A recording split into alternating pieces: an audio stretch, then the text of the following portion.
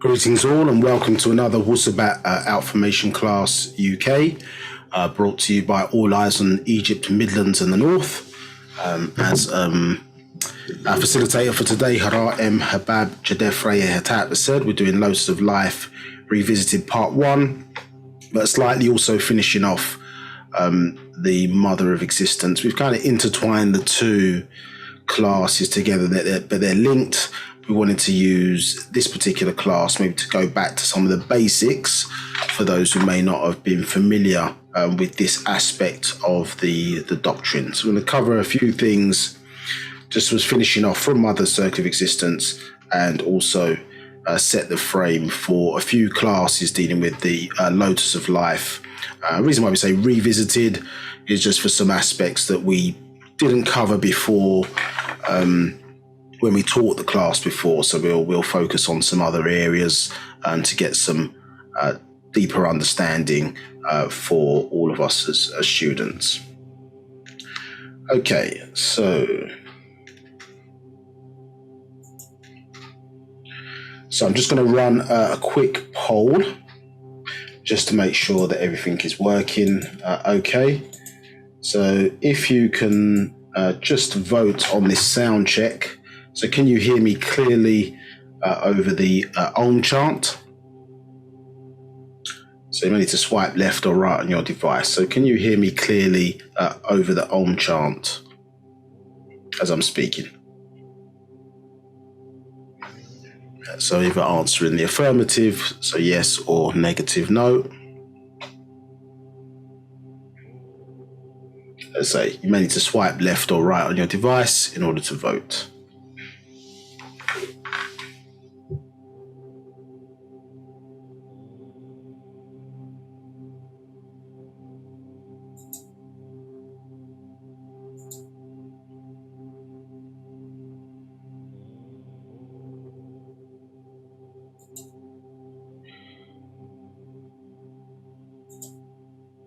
Okay, so let's keep it moving then.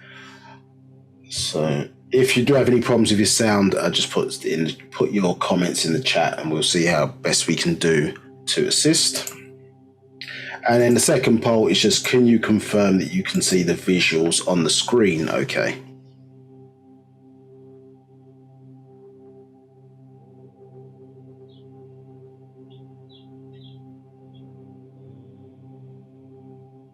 Okay, excellent. Since most people can see the visuals, so that's fine.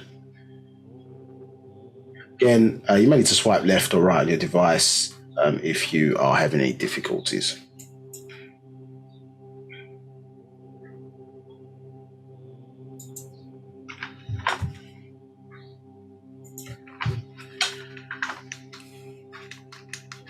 Okay, as usual, we're going to start off the class with a positive affirmation from the Sabian culture called Partak Yud, the affirmation. So I'm going to say that in the Sabaic language first and then translate into English for full and proper understanding.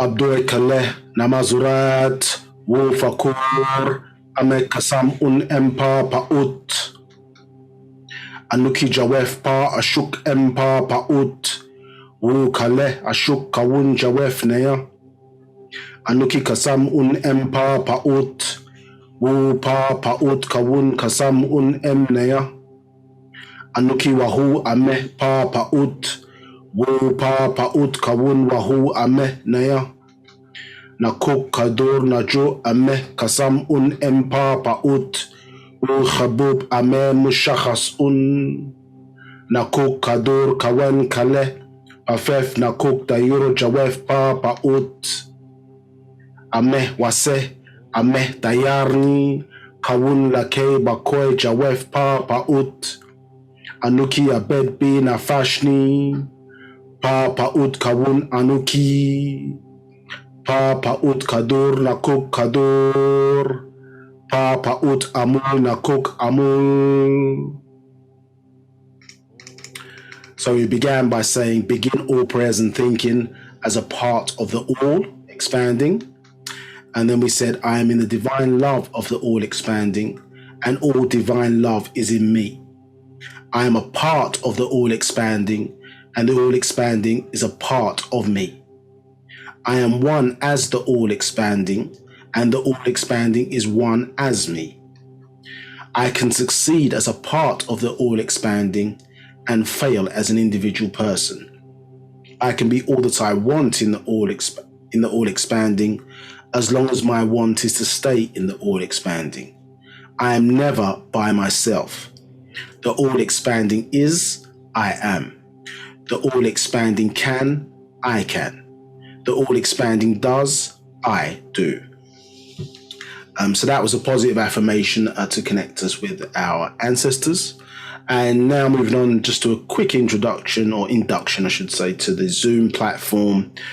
So if you need to adjust your audio settings or change them for any reason, then you've got an option there on your option bar here on the left-hand side. If you're using the latest version of Zoom, then we've got 3 buttons here. So the chat, raise hand, question and answer. So the chat is for feedback, anything that's not questions, as I say, it could be feedback on the sound, etc., etc. So select everyone as a distribution option. If you've got an older version, it may be something different. So it might say hosts and participants and attendees. So basically you select into that everybody can see what your comment is. So select that distribution option and then post your message.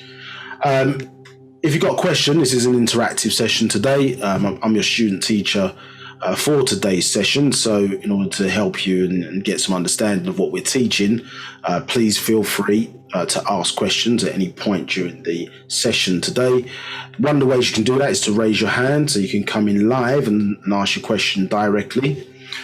So when at the appropriate time, the facilitator will check, and then if there are any questions, once he calls your name, then you'll see this message appear on your screen, and you need to respond by unmuting yourself, and then you'll be able to speak. If you've dialed in today, I can't see that anybody has, but if they have dialed in today, then those options are *9 to raise your hand and *6 to unmute yourself once prompted. In both instances, once you've asked your question, you can mute yourself back if you don't have a follow-up, just so you don't disturb the rest of the call, because you have the ability to mute and unmute yourself at will after you've asked a question today. Now, if you're not don't want to come in live and speak directly, then you can ask a written question using the Q&A button. So press that button, and then the facilitator today, Harat M. Habab Jadefre Hatab, will ask that question on your behalf. If you do have any follow-ups, then put it in the same convo, or press the question answer button again in order to facilitate that. So as I say, there are a couple of ways in order for you to interact. If you're on Facebook live joining us, then basically we're not always monitoring that chat, and so it won't be today. So we'll pick up any questions afterwards. If you do want to interact, then obviously use the link in the chat if you've not registered before, by all means, and then join us in the session today. But if you're comfortable to stay on Facebook live, just have an understanding, we're not always checking the questions. So either you have to do that, or somebody in the Zoom chat will have to ask that on your behalf.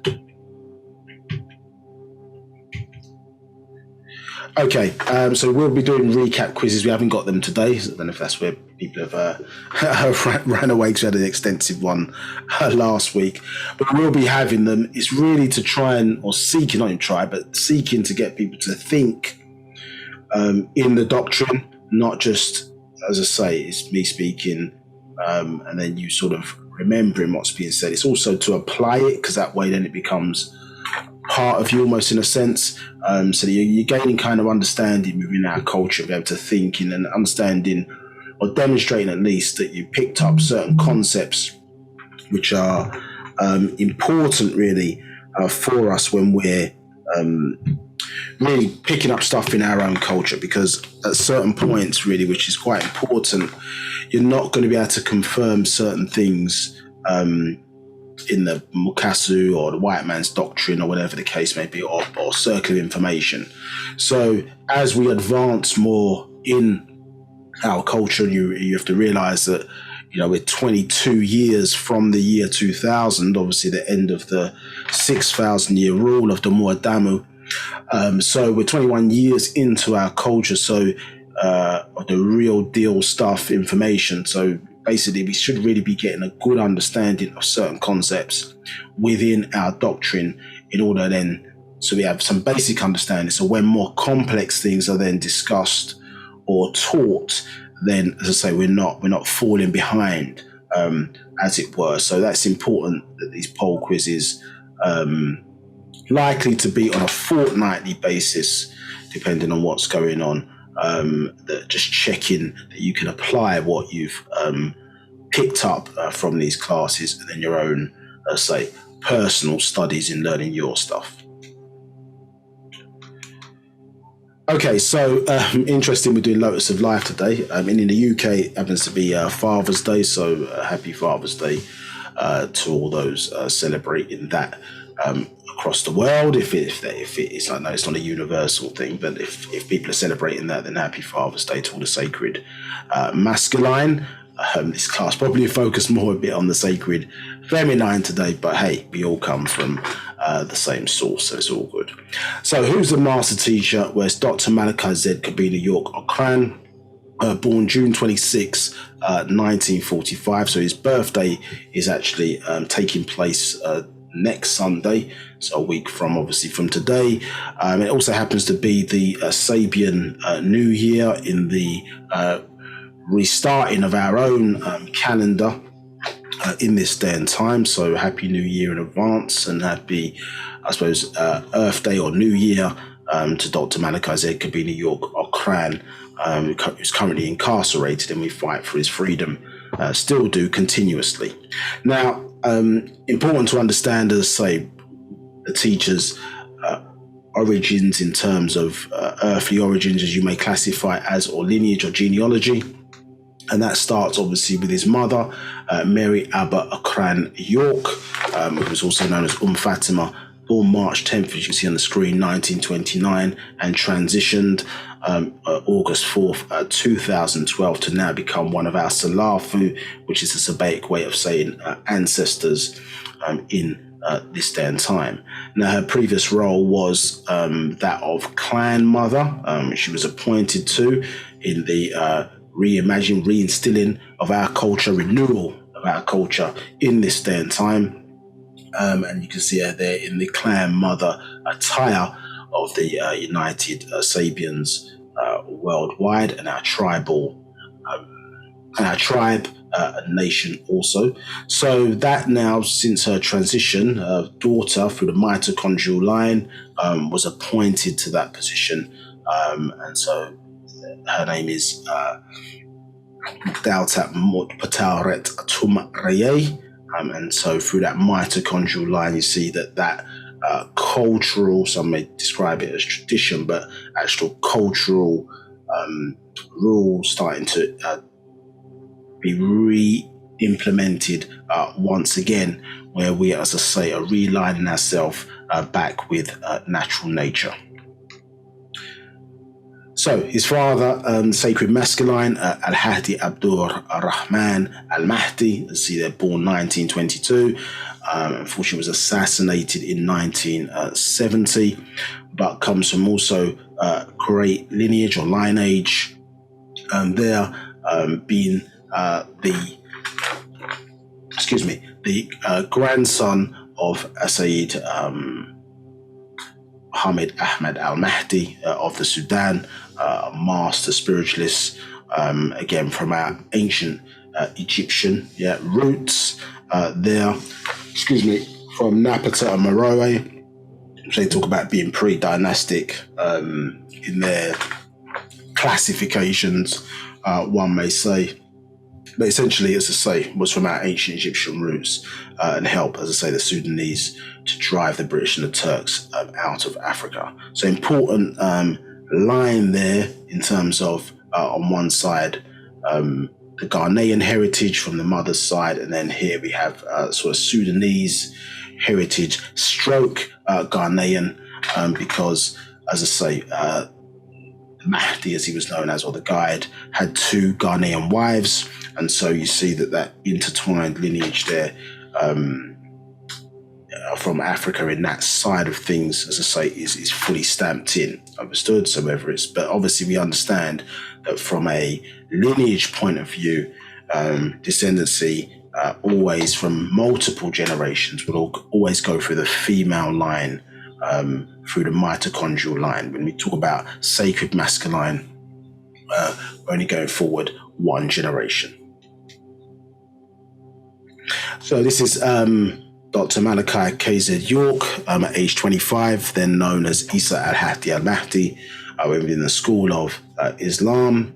And as we've said many times before in these classes, but if you join us for the first time, our way of renewing our story, or us realigning ourselves, natural nature, the feminine forces of natural nature, coming to us, or bring that spiritual science of Wu-Sabat and birth teachers amongst us to assist in, as I say, putting us back in the natural order of things, where basically our culture and what we live in, etc., should align with our genetics, which helps us to, say, be in direct contact with our ancestors, with no middle man or person, etc., in between.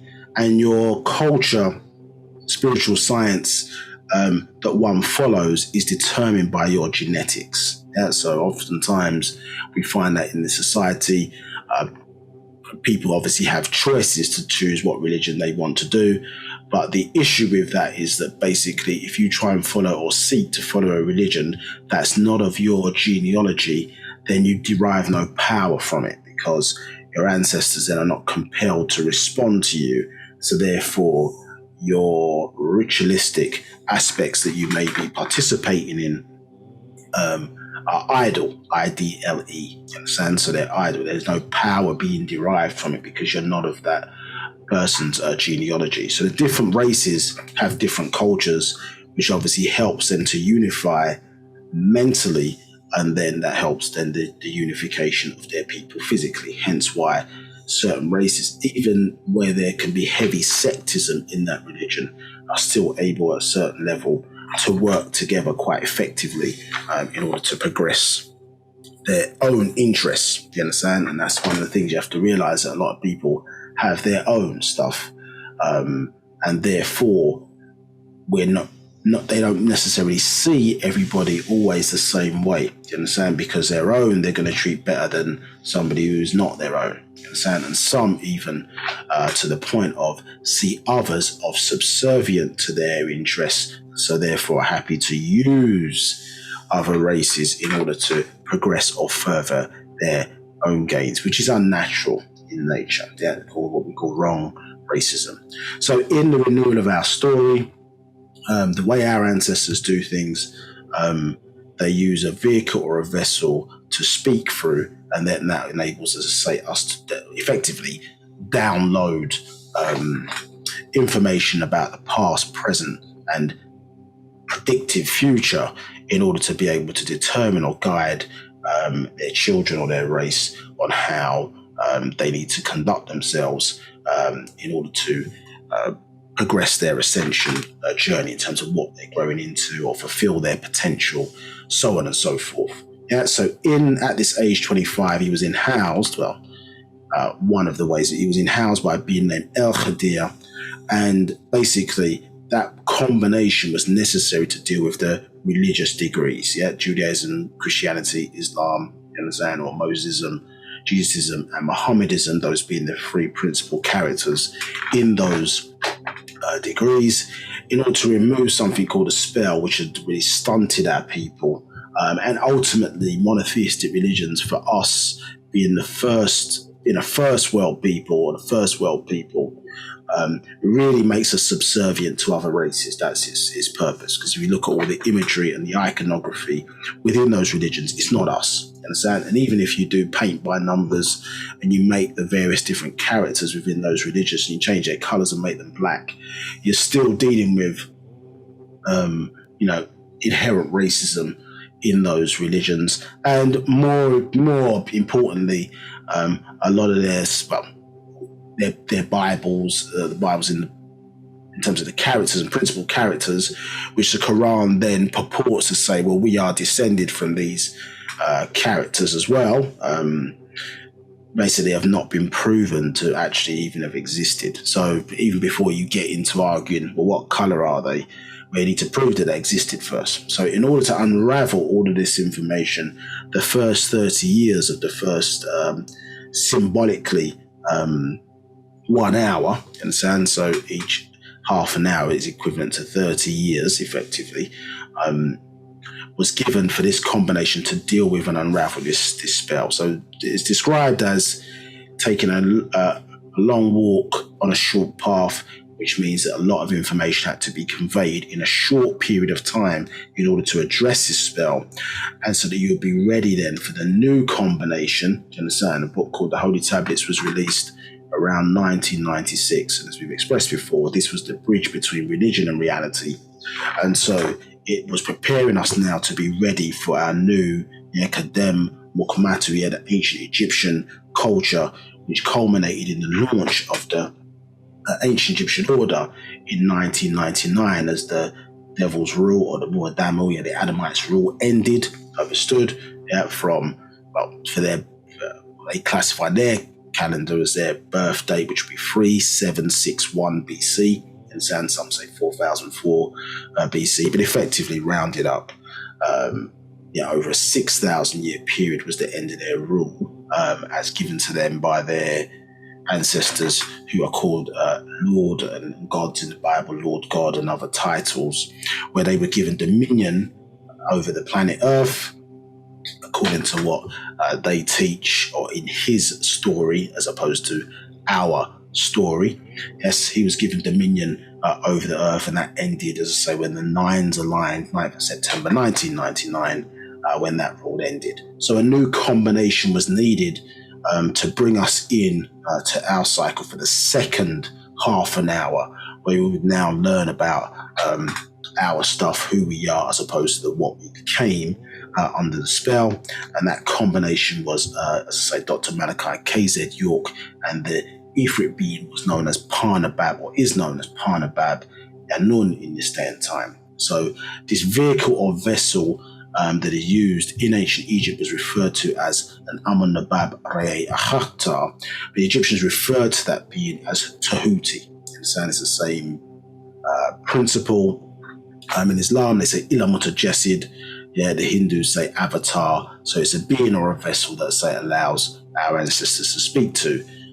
If you think about it as a similar way, as I say, it's like a reservoir of information, like you may consider to say, for example, the internet, understood, which has been collected over a multitude of years, etc.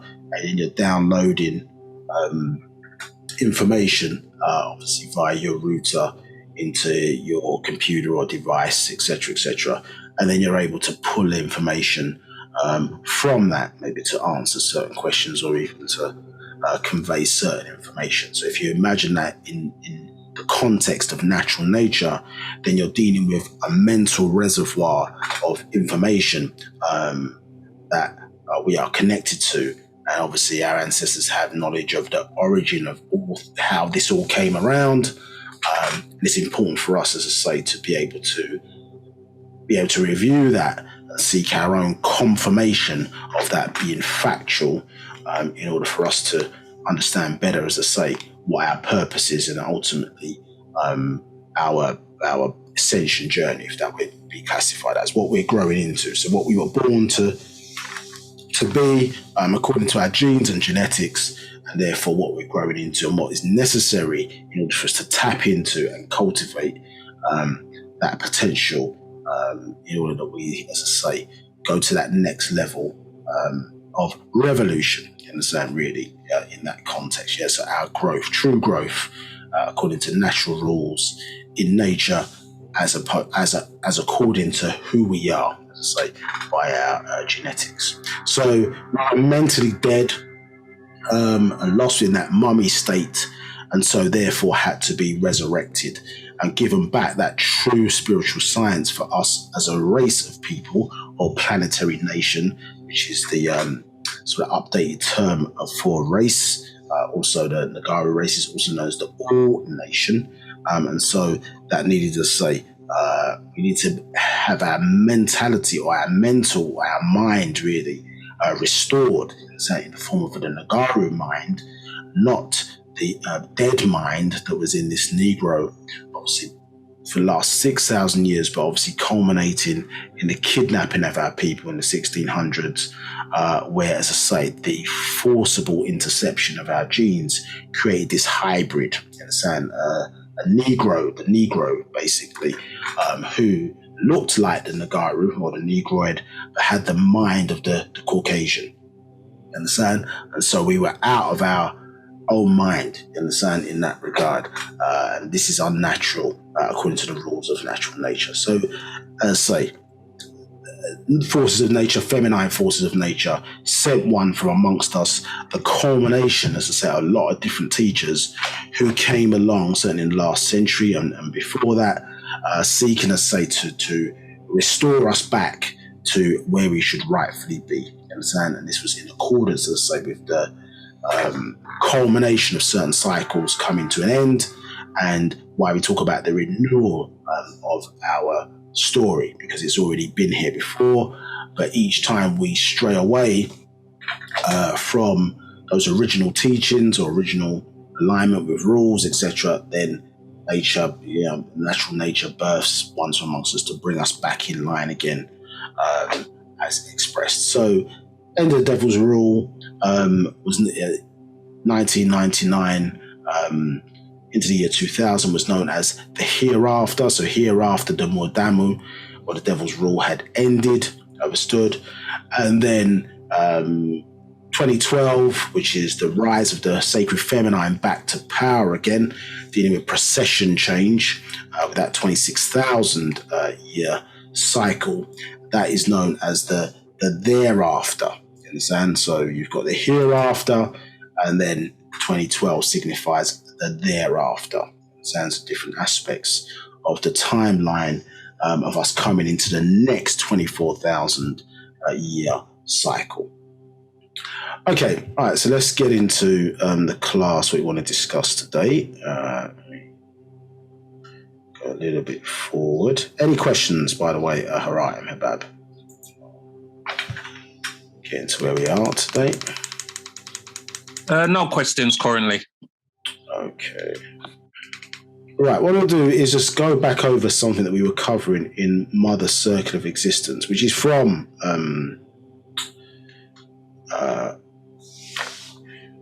the Gospel of Yaanuwn to the sacred, or of the sacred feminine. And I mean, what it's also seeing, which is one of the things I think we have to be, when you see the word renewal as well, renewal of our story, there's two kind of sounds in there. One is obviously the sound re, which is our most high, but it also in English denotes to do something again. And you see the word new. Yeah, so we're not dealing with old cycle or old world information. You're being taught new things in this day and time. And one of the sort of defenses against that, or the Mordamu like to use against our people, is anything that is not within his kind of multiple choices of options that he has trapped the world within, certainly the English-speaking world and others within that. They try to label the individuals a cult, in the same, but you have to understand that the word cult is short for the word culture. And any organization in the world that is basically a group of human beings organized in some way, shape or form together is a cult. So the police are a cult. Yeah, they have their own uniform, own dress, own signals and symbols of how they move that are uniquely, in some cases, understood by them.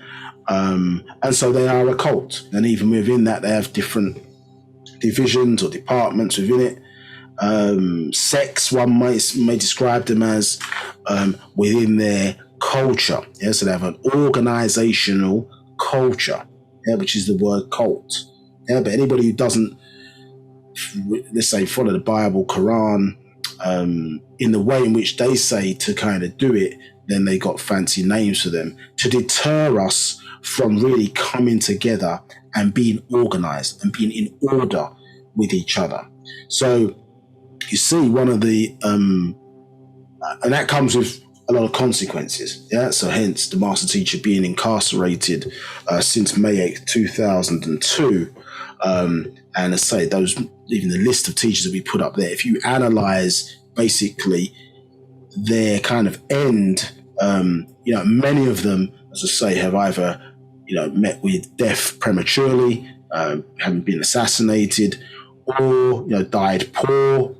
You understand? Not really for their greatness that people claim that they've influenced humanity positively, particularly, say, Africans around the world, past and present.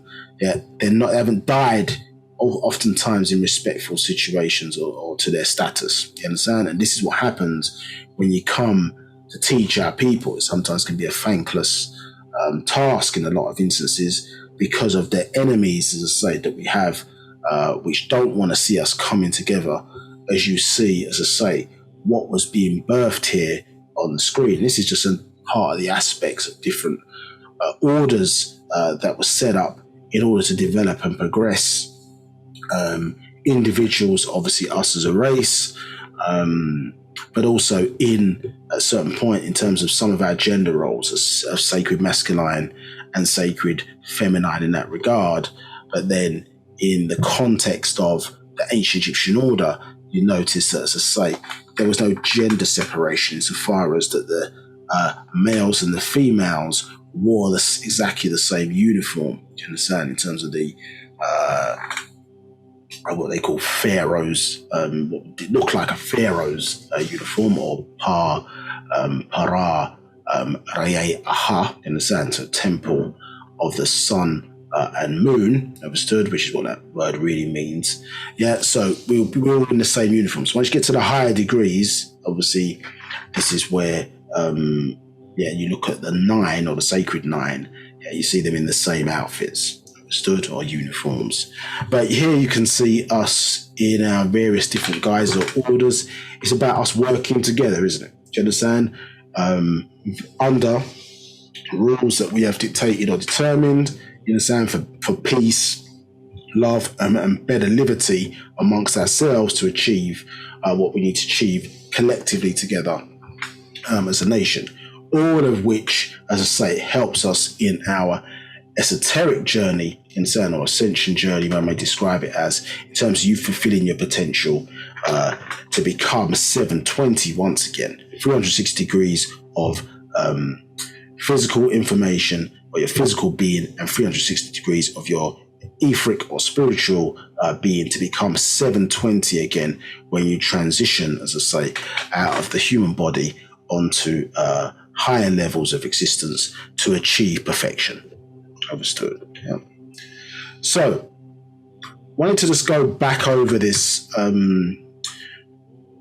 here, just from around verse 757, as we get a little bit deeper into the Lotus of Life. So, the Lotus of Life itself, for those who weren't here for those previous parts in Mother Circle of Existence, you got different uses of the lotus flower, but the lotus flower symbolizes the woman, understood, yeah, or that other, but it's also a symbol in different cultures and even ours as well of regeneration, understood, yeah. And so, but when we talk about the Lotus of Life, we're specifically talking about the female or sacred feminine vaginal area. So anything connected, let's say, to the vaginal area, so 9 points there, which we refer to as the flower in the Sanzahar, let's say in Sabaic, yeah, is a flower. Yeah, so Lotus of Life is dealing with the vagina for proper reasoning. And obviously we talked to you in those classes about the science of the two mouths and how what you put in your mouth obviously becomes part of your being. So what one puts in their mouth that they use for eating, for example, Yeah, you are what you eat, they say, but actually that's not the same. Obviously, for a female, you've got a secondary hole or orifice, and so what you put in that obviously becomes part of your being as well. Understood? So we can see that some of the issues around how the Muadamu, particularly in this last 6,000 years, is able to get control is that we haven't had control of our sexual powers. Understood? And part of the transformation that we are undergoing in this day and time is that both are important. So the 6 in terms of numerology for us represents physical power, and 9 represents mental power. Understood? And so mind must now rule body. Understands? Also becoming more mental than physical.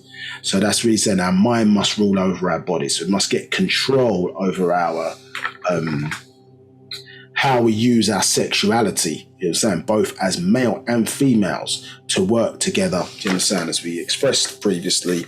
In terms of the sex force, is the maximum pleasure, understood, for the least adverse results or least amount of adverse results, because as much pleasure as a person experiences, they must experience the equal amount of pain.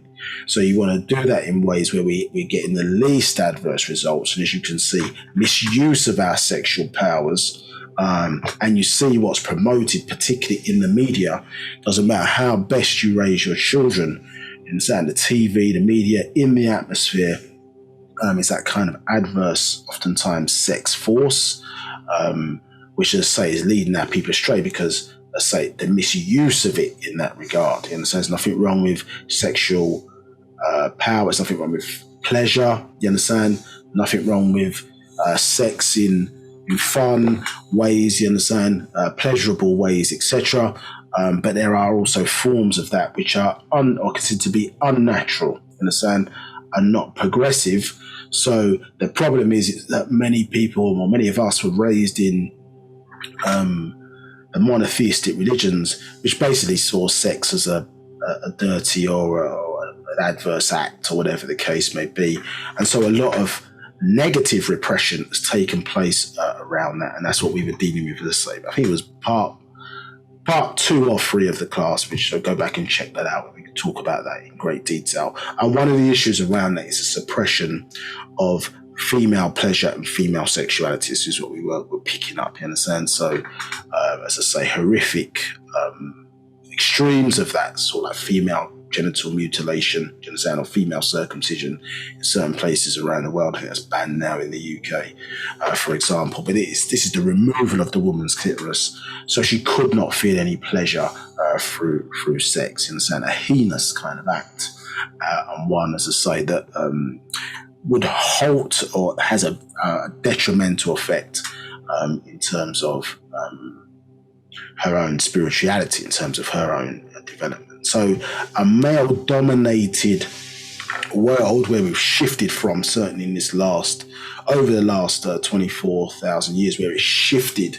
in the sense that at the end of the last 24,000 year cycle, it's shifted, I say, to more male or patriarchal rulership, as I say, which was the Muadamu, or the Adamites, were influenced by the rulership, as well as the Hindus, the rulership of the Anunnaki, obviously a group of extraterrestrials, obviously both reptoid and humanoid aspects of them, but obviously they taught a certain doctrine, and that was patriarchal in origin. This dominates the monotheistic religions today. Why their god is a he, obviously, as opposed to it, or even it as in a neutral gendered being, for example. But we were always matriarchal, and so obviously Other, as that series of class, was just re-emphasizing that point, and we would do that again today. Now, that doesn't mean that men are sitting there hanging on women's coattails, understood? So in our doctrine, it's sacred masculine and sacred feminine. It is about restoring the understanding of that we are matriarchal and feminine or feminine, or female, or the mother was first, because this is how the design is set out. And so if we realign ourselves with natural nature, all have to respect that. All have to acknowledge that. The problem is that it was removed, as you see, and that mindset which the Jews, the Christians, or so Judahites, you understand, the Christians and the Muslims never addressed the point that when you're looking at the hierarchy in Genesis, even the name itself, is really symbolic genealogy of Isis. But if you look at the recording of the genealogy, the women's names are not in there. So even in that sense, if you were to, does God not know when he wrote the book that women gave birth to all these different characters who they claim to be? Now, obviously, the only way you can remove the woman is if the whole thing is fake. You understand? So if you want to tell fairy tales, then you don't have to have women in your genealogy. If you want to deal with it properly and be accurate, then obviously you need to have the women's genealogy. Noah didn't begat anybody.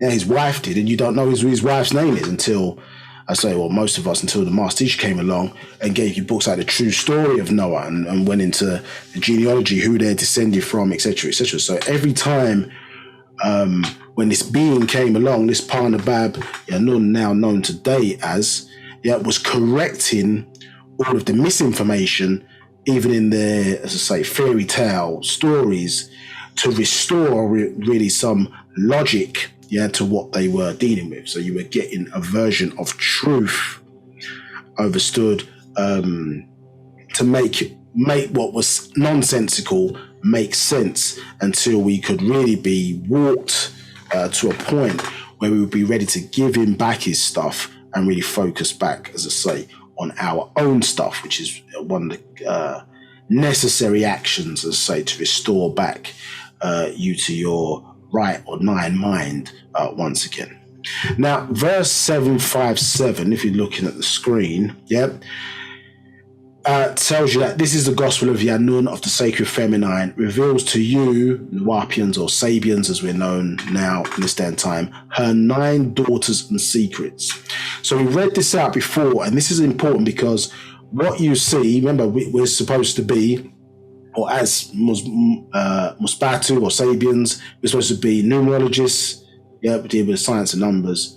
We're interested in, we are factologists, so we're dealing with factual information, and we are ontologists, so we're interested in the science of the essence of where a thing has come from, its actual true origins, and tracing it back almost in a sense to where a thing has come from, you understand, to its, say, simplest form in that regard, because obviously we live in a world of illusions. And one spiritual approach or practice, some of you may be familiar with, is negation, and that's a form, I suppose, in the sense of ontology, meaning that you're stripping back, so you're saying what a thing isn't. So you're saying that, what you're studying is not this, it's not that. So you're essentially peeling back its layers so you're left with what the thing is. Understood? And when you start dealing with pa'ut as opposed to pa'ut, pa'ut, all cannot be broken down into parts because all is. So in essence, it can't be simplified because all is. But however, pa'ut can be part, or particles, in smaller pieces within, obviously, the whole, understood, which is the all expanding, as they would describe it in English, understood. So our relationship to that, or what is taking place in terms of pa'ut within pa'ut, or the all within all, is us understanding to a certain degree, the very origin of things, or motion out of stillness, and being interested in these patterns, understood, which appear in higher forms of levels of existence, or higher forms of energy particles, you understand, which have led to obviously us in terms of the way, not only the way we look, but how we were conceived, constructed, grew, and maybe the uniqueness of our race is that we have a link back to that original, which we refer to as our soul, or the Ba'ah, you understand, linking us back to our mental, you understand, in terms of the world of darkness or the world of things. So these patterns are important to see, actually, that, well, it's 9 months of birth for a certain reason. You understand? And when we say reason, we're interested in the cause that cause and effect. We say that a lot in this session or class. The cause that cause and effect. We're not interested in cause and effect. That kind of reactionary state. We're interested in what gave birth to that, because that is closer to the journey of understanding into an over and an inner standing of who we are. And as you've expressed, the importance of understanding symbolism and the fact that, as I say, we are now getting some level of understanding back, or the Master Yaanuwn is teaching you about the Safaf, which is falsely called hieroglyphs, you understand? Once again, and you're seeing these patterns and getting back into the mindset of your ancestors, is a fact that connection is being restored, in this day and time. So we also use these 9 daughters and secrets. So secrets is a part of our culture, understand? And the ability to keep secrets is something that you learn within these sacred orders, because all information that's available is not always best to be given to those who are not worthy to receive it. You understand? So a lot of times people like to go against the rules or go against orders or precepts of the rules for whatever justified reason. They like to go against it. So they don't know how to maintain things for many years. You think about certain orders that have been around or existed. They like to keep certain secrets sacred, even thinking about the way in which certain bloodlines have to be kept sacred, so that these whole light beings can be to incarnate, to teach our race in particular, different races. They'd have to keep certain things for years, sit in the background, have stay out the limelight, so to speak. Sometimes never get credit within life for some of the roles that individuals do. And women, I suppose, in some sense, have sat in the background and done that for many years. So well familiar, as you can see, the darkness doesn't get the respect in this world or in this society that we live in today. The darkness doesn't get the respect. It's completely ignored.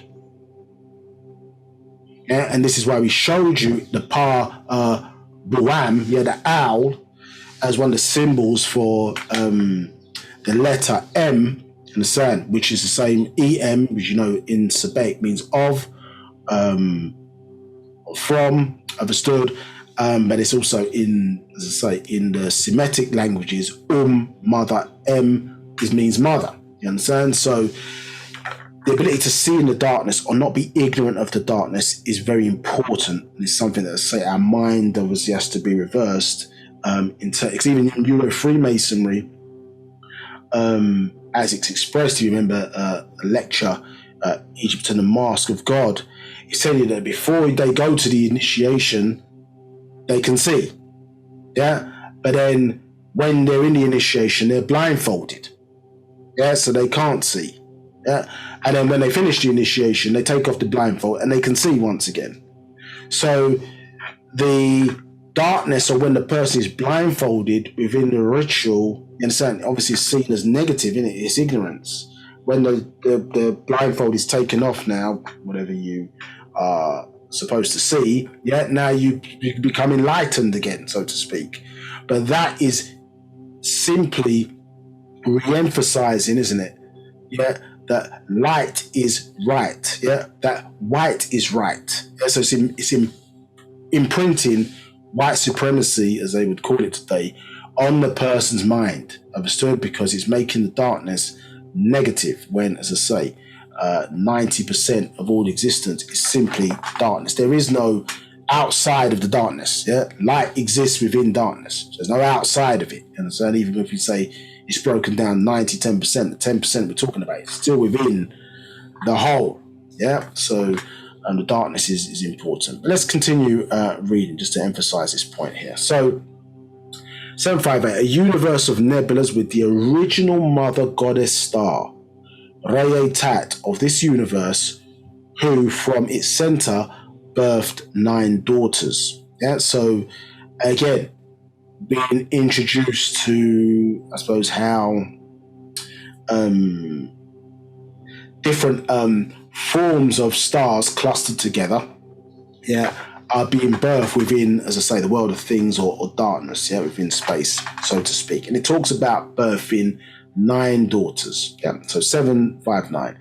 Tat forms within herself an embryo of natural nature. So here even, we're seeing the birth of certain life forms. And what you need to just note is, the patterns here that are taking place. We'll continue to read. 760. Tat has the energy of 9 reasons, 9 minds. So at the birth of all one may describe as whether it's energy activity on into physical activity in the birthing process, the base of it, as we've read previously, the base of it is with the brain, you understand, or with the mind bringing these things into fruition. Because if you strip everything back, it's all a manifestation of divine thought forms. Understood? So the most powerful force is mental energy, and then within that, the most powerful form is creative reasoning. You understand? So the ability to grow things is the most powerful force in the form of mental. Understood? Now, even this physical existence that we're living right now in the book Sacred Wisdom of Tahuti, it refers to this as one of the plans within the mind of all. One of the plans in mind of the all. One of the plans, called Hu. Yeah, hence why we call ourselves human beings. Yeah, Hu, the creative force of will. So this form of existence, obviously, or one of its descriptions, as I say, is a mental plan, or manifestation of a mental plan.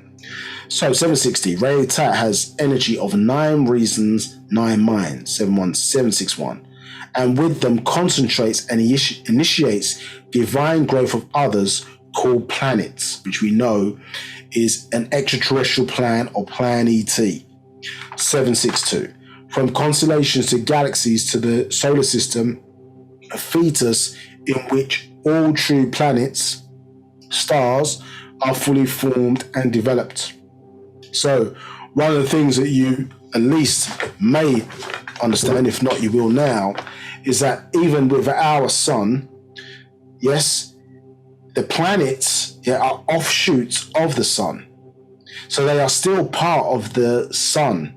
Yes, hence why you refer to it as a solar system. Now, maybe if we said sun system, people would make the connection that the planets are part of the sun. Because if you think about how they were birthed, you understand, from sunspots, yes, obviously, 554 million tons of hydrogen turned into 550 million tons of helium. The excess 4 million tons, or that imbalance there, created sunspots, which gave birth to these fireballs that shot off, obviously, from the original source, isn't it? Yes.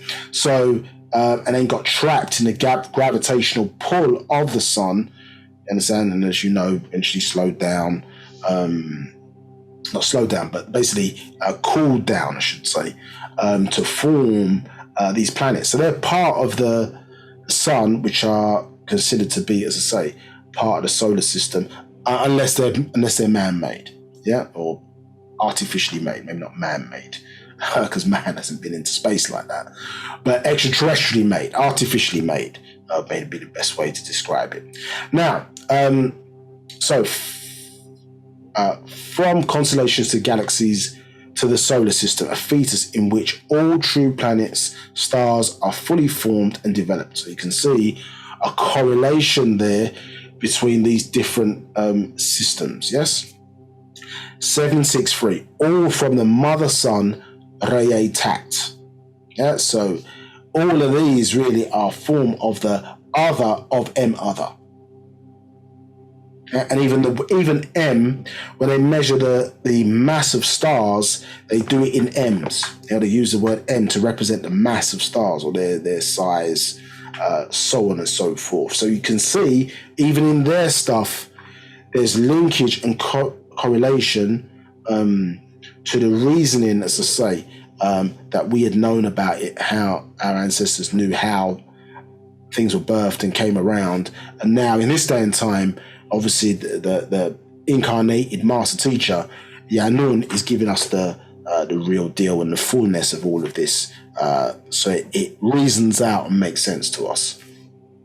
So she initiates the formulation and development of the 9 daughters from her core or womb.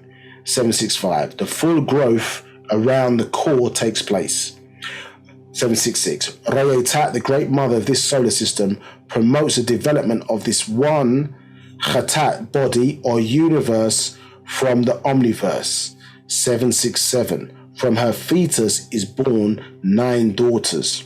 So again, you're seeing this pattern here where, as I say, the correlation between higher forms of existence or energy, and then I suppose as things slow down in vibration or they grow, yes, that pattern or the correlation, yeah, it still translates down. It's not as powerful or the same, but it still translates down in terms of these connections and why, as I say, certain these numbers and various other things are important, even to the fact you're seeing it on the page here.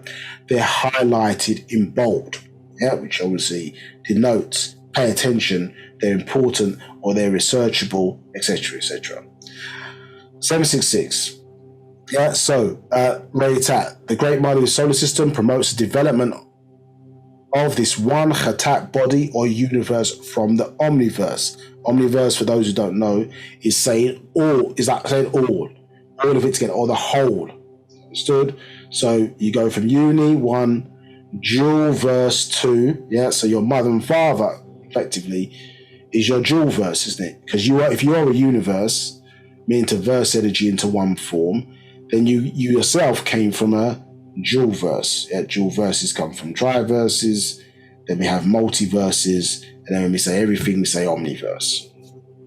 So, 767. From her fetus is born 9 daughters. 768. When all true fetuses were fully formed and developed and ready to be born, you had 9 feminine daughters. 769. You have 1 ma'at, harmony. You have 2 neith, creativity. 770. You have 3 patawret, protectress. You have 4 hatat haratat, attraction. You have 5 sakartat, breath. You have 6 sakhantat, strength.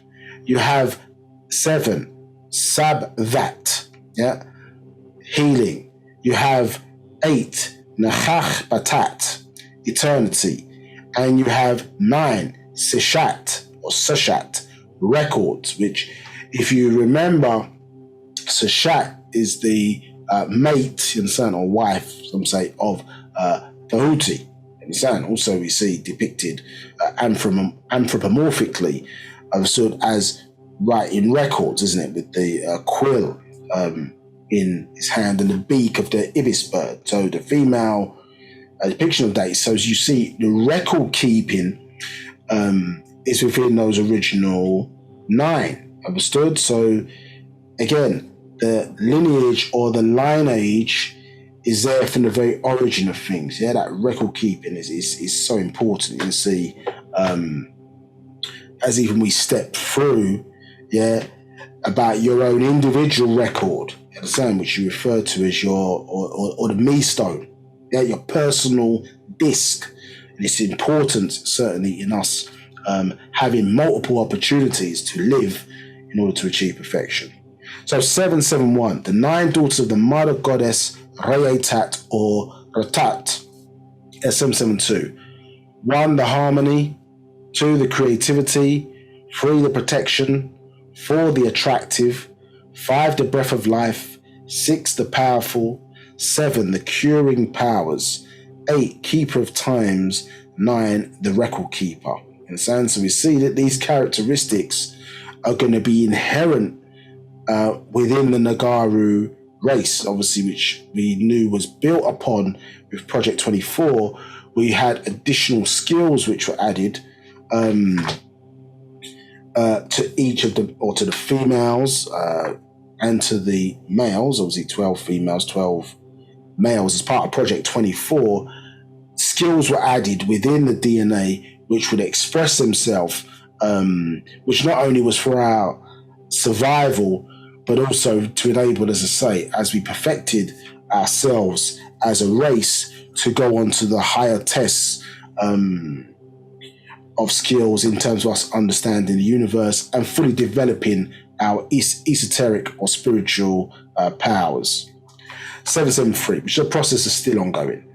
773, the feminine reasons born from the divine mother, Ratat him, Reatat, radiate. So, just so to give some understanding, we've shown these before. Some people may have seen them before, may not have seen them before, but we're showing as we're expressing there, or getting you to understand these patterns. So, male, female, yes, our temple, our body, yes, we can see that it correlates directly with how the earth is set up. So when we talk about, or when you're reading about the 9 reasoning, 9 mind, divine growth, from called planets, from constellation to galaxies, solar systems, and you're seeing these characteristics, yes, it's also showing you not only that there's correlation, but very specifically, there's correlation with us linked to those life forms. Understood? And how our potential evolution, do you understand, out of or beyond the physical body is to these higher states of existence, which are in actuality serving other life forms. They're in service to other life forms. They're helping to grow and progress life as we see it. But here you can see the correlation that we have our own magnetic pole, as the planet has a magnetic pole. We have a central sun called a solar plexus, 6 to 7 inches above the navel, and the planet, or their poor understanding, but our ancient understanding, knows as a central sun in the planet Earth, 600 miles in diameter, and the planet Earth in actuality is hollow. It is not solid inside. And if you look at the configuration of the amount of liquid in our body, understood, it then correlates to the water on the planet. Around about 71% of the planet is water, and 29% is land. And then you look in the human body, you add up all the liquids, about 71% is liquids, and then obviously 29% is the physical matter in that regard. And you know that there's a correlation because when a person is sick in hospital, for example, and they hook them up to a drip, for example, oftentimes, isn't it, they hook them up to a saline drip. What is a saline drip? Well, saline or salinity describes how much salt is in the water. So one of the ways to help a person restore their health is they basically hook them up to seawater, to get their body back to its sort of right state. Or one of the ways, certainly if the person's sick, they feed them seawater, effectively. So this is showing again this relationship between us and the planet, because as we know, the planet doesn't have the correct name, as pointed out by the Master Teacher, because it's not predominantly Earth, it's predominantly water-based, as are we predominantly water-based in that regard. But as it says at the bottom there, we're controlled by the same forces, or subject to the same forces, the planet also, and ourselves. So we are a world, and And as we expressed before, you have to understand that, that word world, for example, for our understanding, is really this, world, because you're spiraling out from a central point, understood? The science of the kind of, one of the Planetari's favorite shapes is the circle, understand? And you're saying we're spiraling out of a central point. And if you think about even when a baby is in the womb, the baby is what? Turning in a 360-degree circle, understood? So you understand, world, or how worlds are formed, is by whirling. Hence why we're talking about world, understood? So this correlation, as I say, is particularly important in terms of understanding, these various different patterns. Any questions? No questions. No questions, okay. Let me try and move that. It's got to be there forever. Okay, so this part of our Age of Adamites, very important verse here. It says, out space is within you, Musbatu Sapiens, inasmuch as the rules of space are within you, outer and inner space are the exact same. So, important insofar as this applies to us as Nagarnadu or Negroids. And it's saying that the same rules, as I say, which are in outer space, exist within us, and the rules governing them are the same. So this patterning that we're seeing here is important. And in actuality, if you think about it, if you're looking at the result of a thing, you should be able to describe, or once you have better understanding, a being with superior knowledge can see what the thing is or the result and look at the composite parts that made it up, even without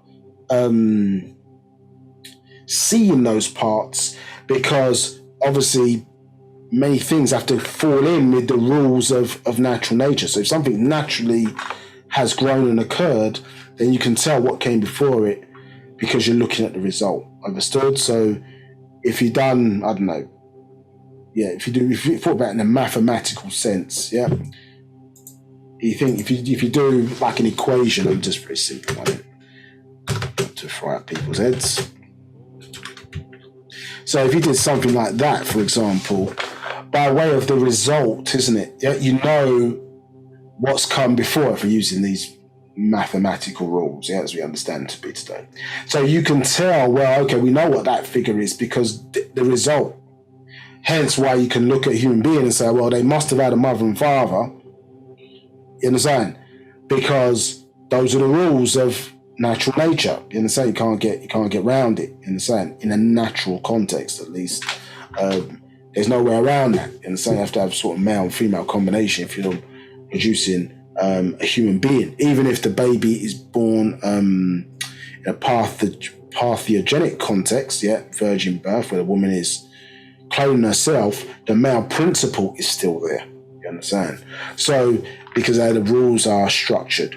So you can, we pay attention to what's being expressed and how we're being informed by way of outformation. Do you understand? And Wu-Sabat as a science transforms information into outformation.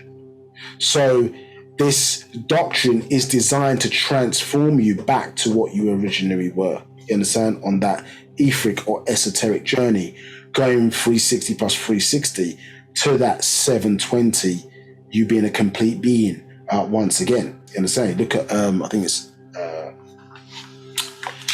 Actual Facts, I think it's number 6, Wunawapu. This is what it's telling. Most people miss this part, but that's what it's saying to you. Information.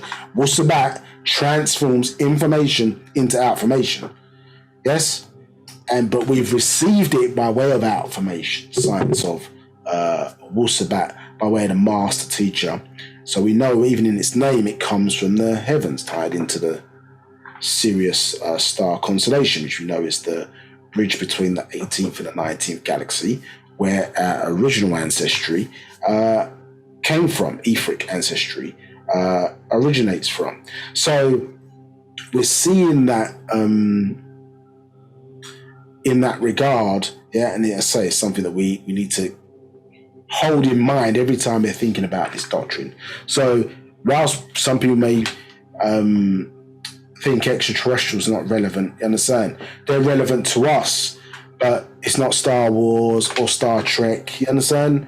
All these different programs, which, however interesting they are, from an entertainment perspective, were designed, I suppose, to put out there by the Muadamu, in a sense, certainly in the last century or so that when the real information came out, we would sound crazy. It would sound like spooks, etc. But the issue is that what defeats that is the record keeping, isn't it?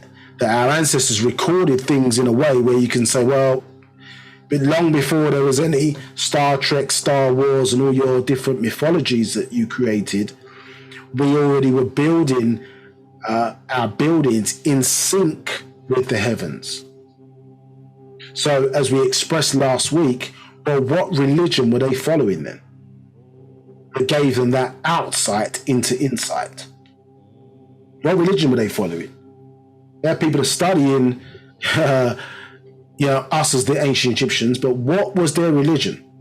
This is the question. Yeah? According to them, not according to what you say it is, but what was their religion according to them? That gave them all this, interest in what was taking place, not only on the surface of the planet, but how it connected and correlated to what was outside of this planet, but linked to it nonetheless. So, let's keep it moving. So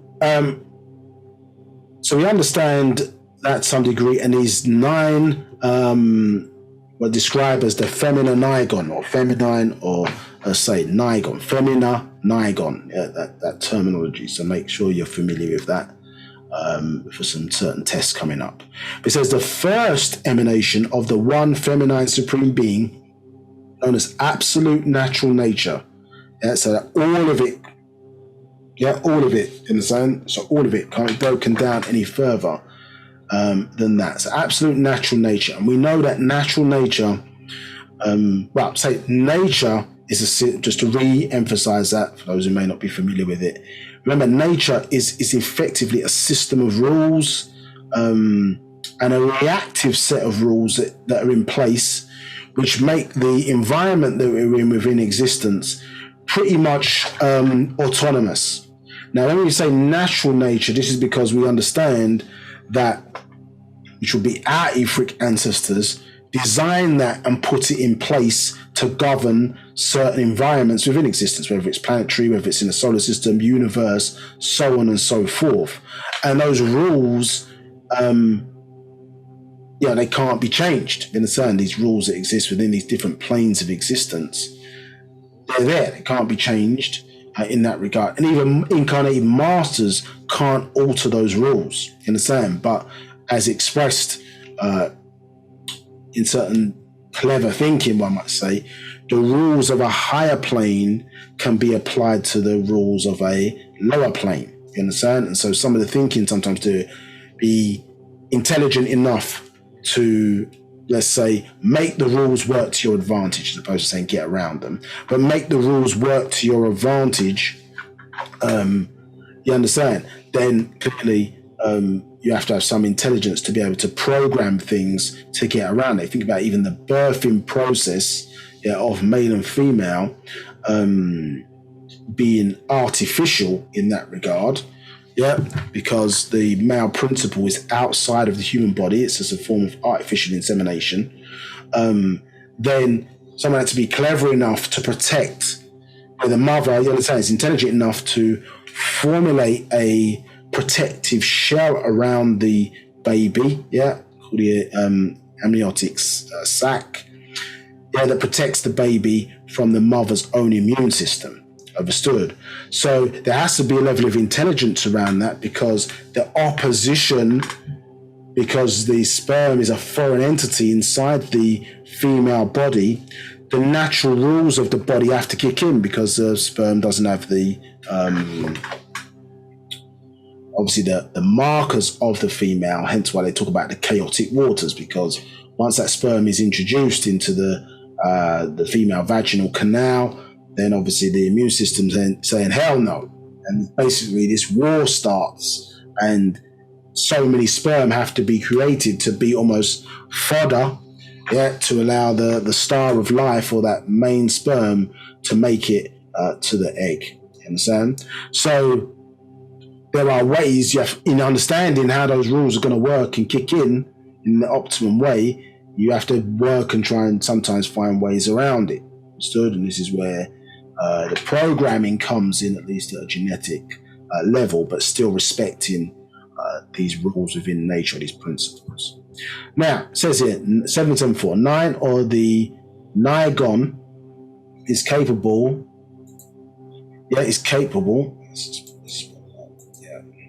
So 9 or Nigon, feminine principles. So 9 or Nigon is capable of creating or growing all things, honoring both masculine and feminine principles. They are the combined nation. So combination, you see that combined nation of all energies existing, materials of matter, atomic and cellular. So here is describing the capabilities of this feminine Nigon, a term that we're going to make sure sticks in our brain. So keep a note of it. Feminine Nigon, see it there in bold.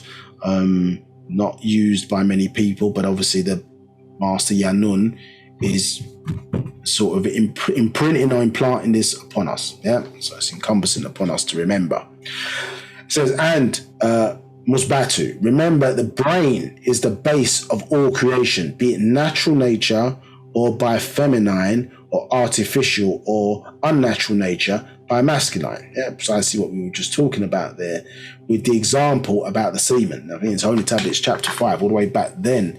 It taught us about that fact that, okay, male fertilization, let's say, of the female egg is a form of artificial insemination.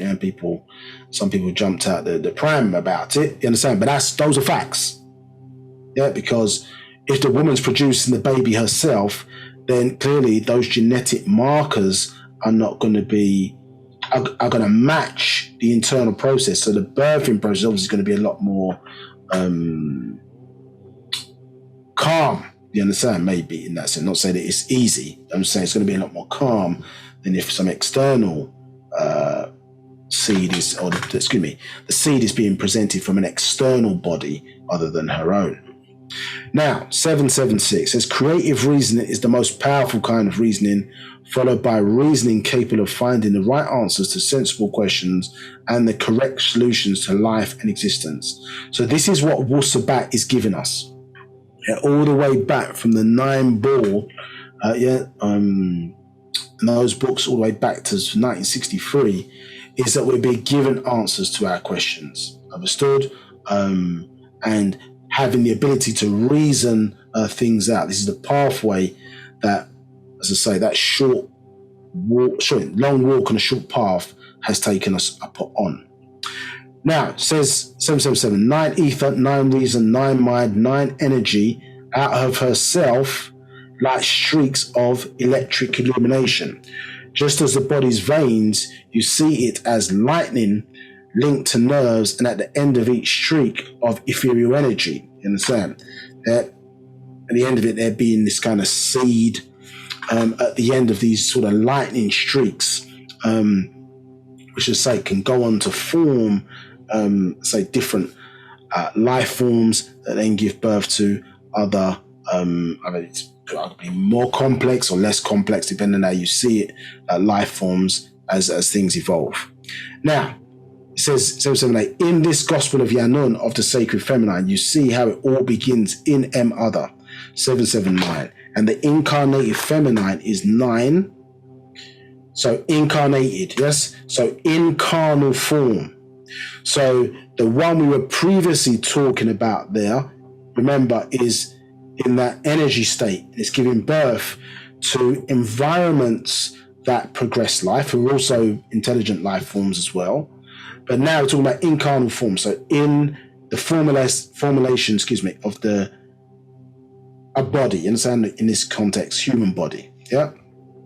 So we see here 1, atumtat, 2, nuntat, 3, hartat, 4, kaktat, 5, amuntat, 6, tafafnatat, 8, natat, 9, ashtat or arashtat. 8, let me read that again. Sorry, 1, atumtat, 2, nuntat, 3, hatat, 4, kaktat, 5, amuntat, 6, tafafnat, 7, natat, 8, ashtat or arashtat, and 9, nababtat hatat. Understand? So here, obviously, it's expressing the fact that this is talking about the Ogdoads and the Iliads. So the Ogdoads, or here you say Mutmamu, the Ogdoads, and then Mutsahu. This is another way of saying, another way, Muftaru as well. I think it's another way of saying Iliads. So you see that the 8 originally still has 9 points, yeah, because of Atumtat in this context, understood, yeah, being at the top of the 8. So this, remember, is describing us in the waters of this planet, yes, and then when we came out of the waters and onto land, yeah, our physical body that was needed to be in less dense water. You know, so we're still in a water environment, but less dense water, called water vapor. You understand? Or the air environment now was a different structure, and therefore the Enneads describes that development. You understand? So again, 9 points or 9 different energies versed into one form. And then I think we showed you in a previous class, I think it was the 9, where we were showing you how the description, I think there's an old school book, it's gone out of my head for a moment, the Egyptian initiation ceremony, which really introduced us to that idea that the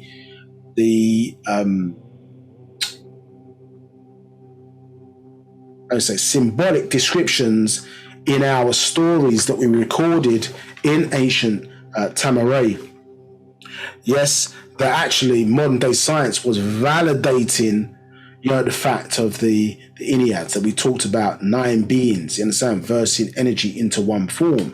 And then, as I say, when they sliced the tail of a sperm and looked at it under an electron microscope, they found out, okay, well, this sperm has got 9 centrioles or tubes, you understand, which verse the energy into one form. And then when you look at the numeric number that we use for 9, for example, let me draw it for you all badly. Yeah, so when we draw our 9, trying to do the mouse at the moment. Yeah, so 1, 2, 3, 4, 5, 6, 7, 8, and then the circle obviously is representing the 9. You understand? Yeah. If you looked at the kind of ways certain the diagrams, the way it's structured, even scientifically in terms of analysis, you see this this kind of correlation. You understood? So your ancient stories, which, remember, for you to convert something into symbolism means that you have into an overstanding of what's going on, because you understand it, as we would say, or overstand it so well that you can now describe it in a way where you're telling them what it is, but you're not telling them what it is at the same time. You understand? So that denotes a degree of intelligence. Yeah, and one of the interesting things in Wu-Sabat, understood, in a book called My Brother the Extraterrestrial by Kimamtat Mutpatara Atumreye, it says that Wu-Sabat is looking for intelligent people. So when you see people doing stupid things within our doctrine, do you understand, or tribe per se or whatever, then you have to question that. Yeah, because Wu-Sabat is interested in intelligent, and no person or no being can make another intelligent. Yeah, it's something that we are inherently born with. Understood? And we talked about that again in the previous class when we explained to you about the perfect number 1,000 and how the different races, symbolically, the Caucasian, 333, yes, out of 1,000. The Dravidian, 666 out of 1,000. The Nagaru, 999 out of 1,000. This, at one point, this represents mental capacity and other things as well, but mental capacity.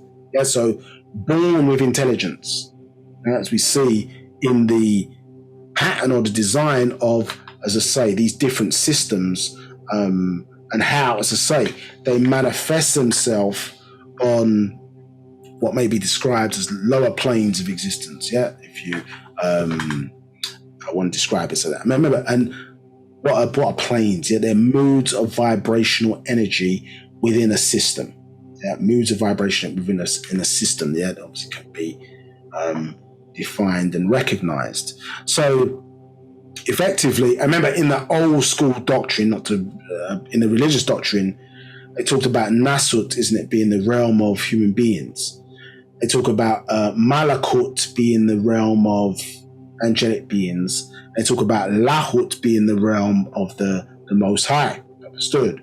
Well, obviously, that side now, inside, you could overlay that. Yeah, they talk about Huhi, Hikat, and Sia.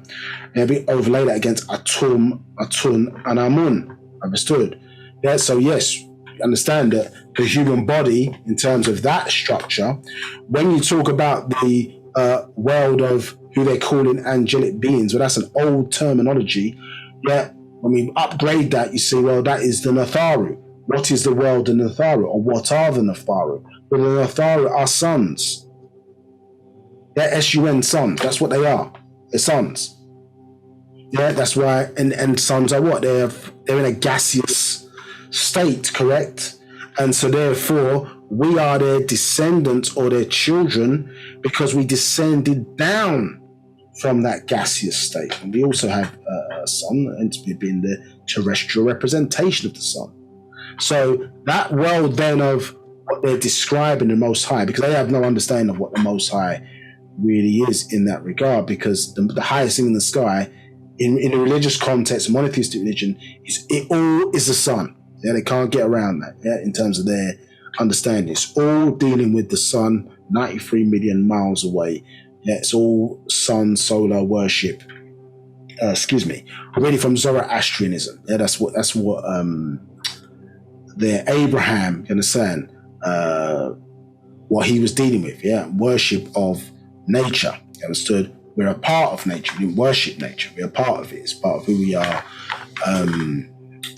And we accept that, you understand, as supreme beings. Now, so the interesting, part is that when you're now stepping into the world Most High, well, obviously we're stepping into that next level because sons are birthed out of darkness, isn't it?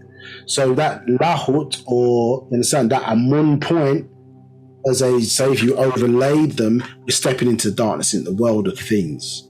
Understood? Dark matter, dark energy. Understood? Which some things are born out of no things. Understand? Which, i.e., no thing is things that don't have an atomic weight. Any questions?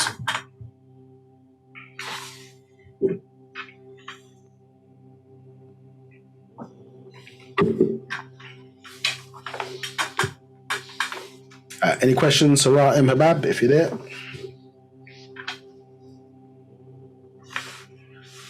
Okay, maybe busy, so I'll keep it moving. Okay.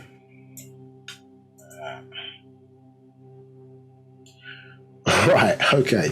So,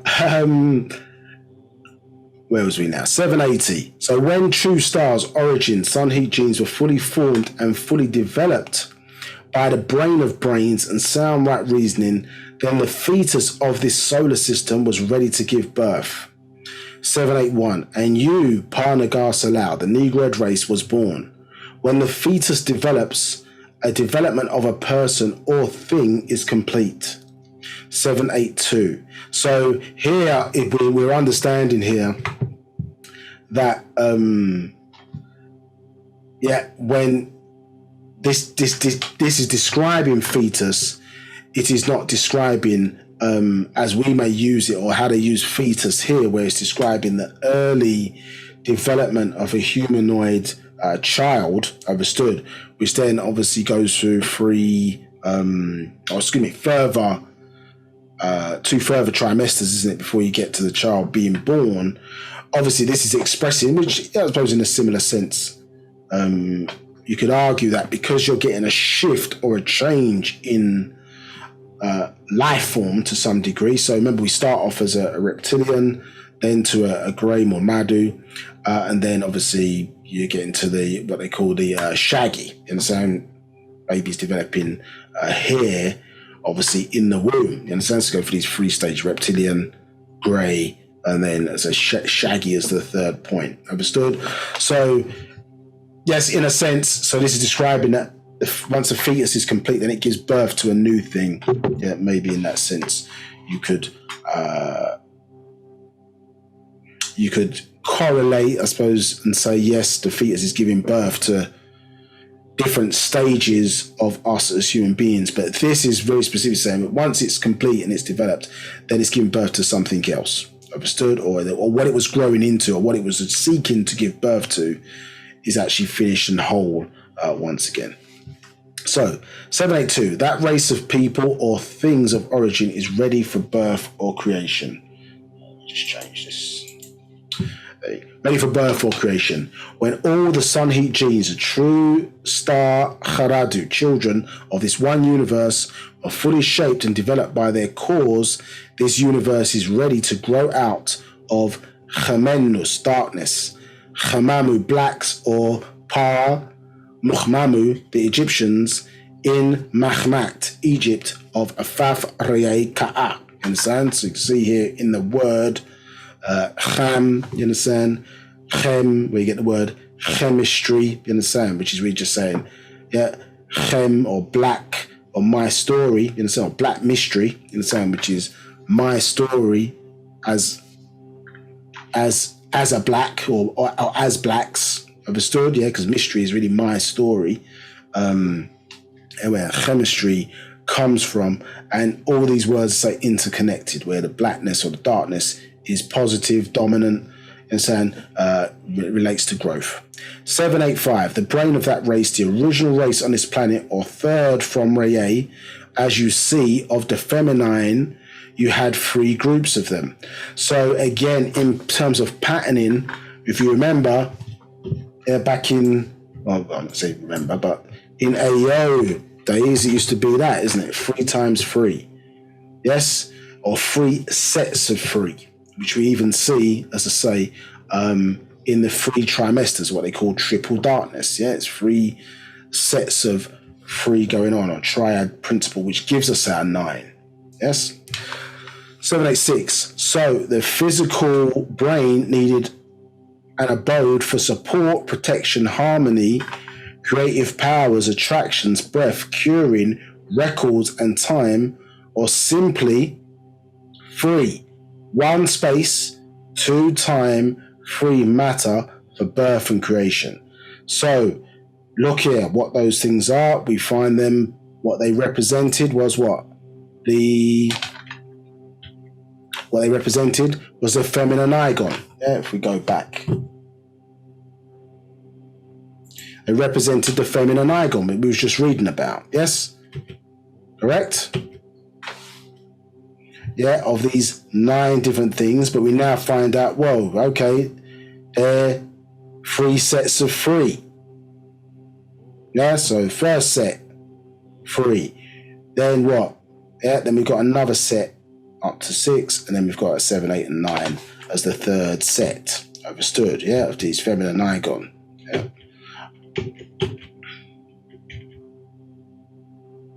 Now, but we see simplified is space, matter, and time. three things which are inseparable, isn't it? Yes, they make up existence, and you cannot have one without the other. Yeah, you cannot have one without the other. Yeah, to support what? Birth and creation. We talk about creation, really, yeah, it's growth. Not click your fingers and things magically appear, you understand? But growth, yeah. 787.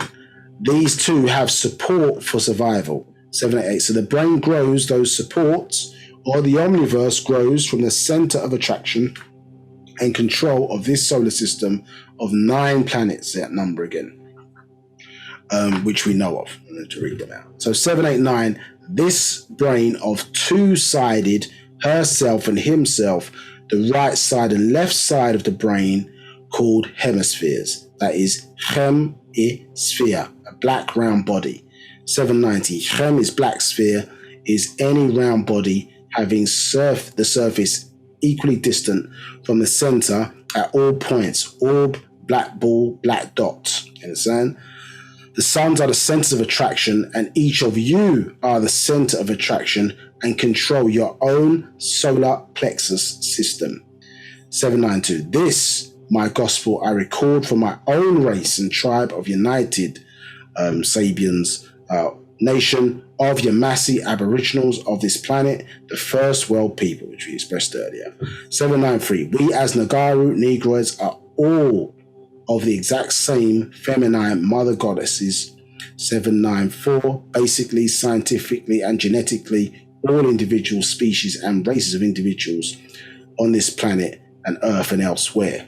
So, again, as I say, we see that system replicating itself.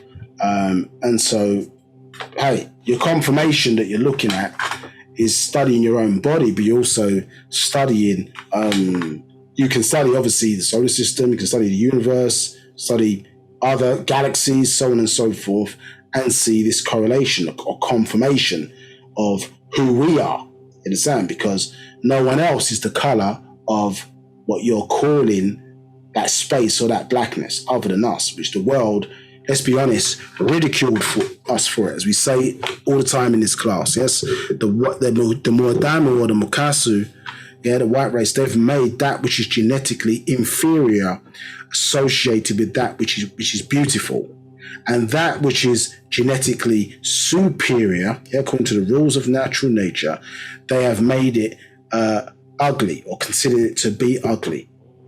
Yeah, so the stick-like, you know what I mean? The lighter, paler the person is, the straighter their hair. As human beings, we put race even to one side.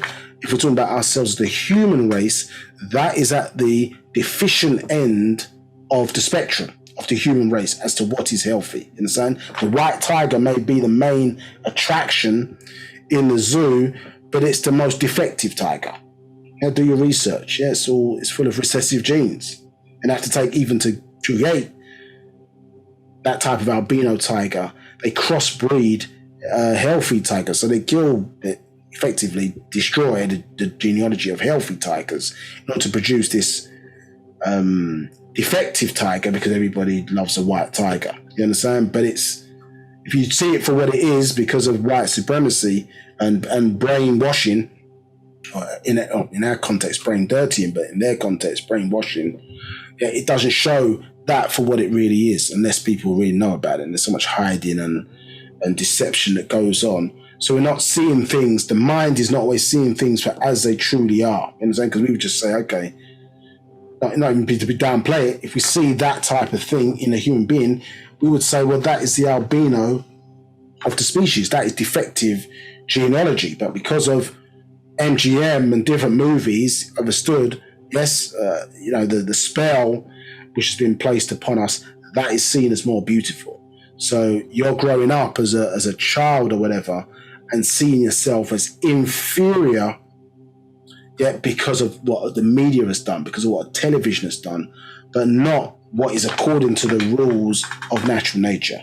And hence why you see so much correction has to be done, because the Nagaru just won't accept sometimes the knowledge and information coming from another Nagaru, understand, without the white man's confirmation. This is how much the programming has deaded our brains. Understood? Hence why, as I say, this doctrine, as you can see, one of the elements that you see within that feminine igon, is curing.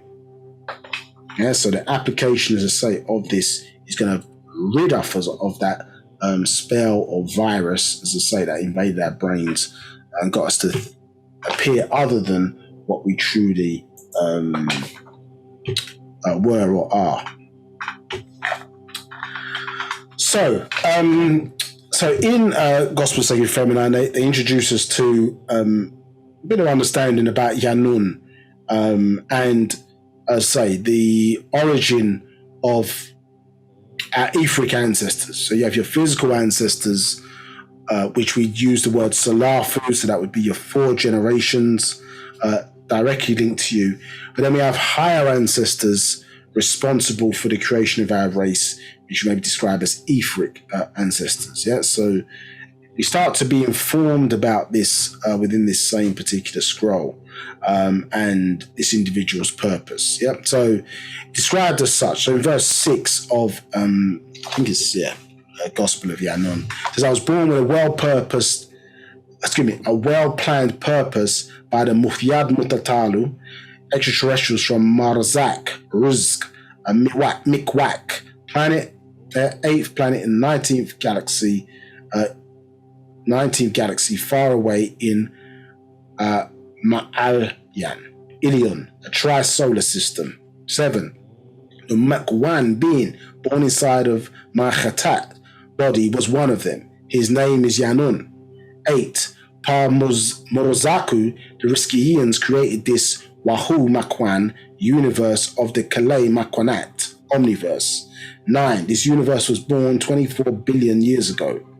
10. There are 9 etheric beings, supreme beings who have been visiting this Kawak planet and others for millions of years.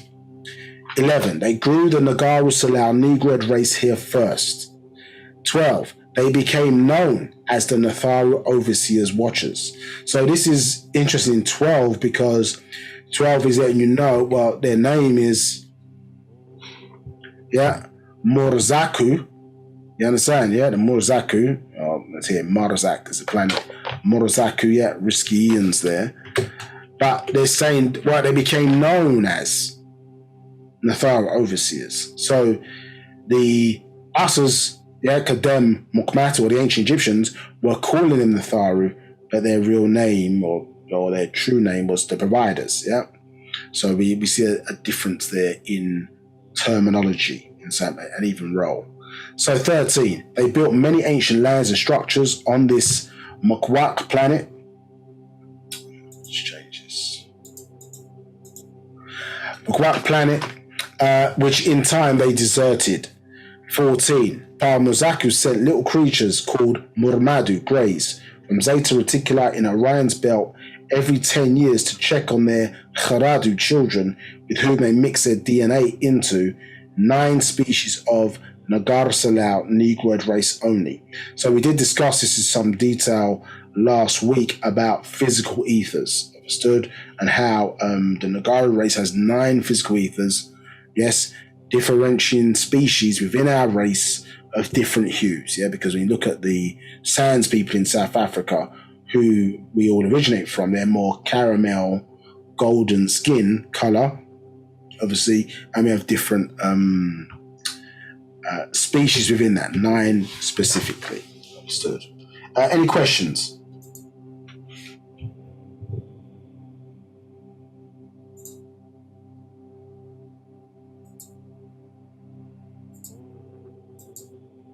Okay, let's keep it moving then.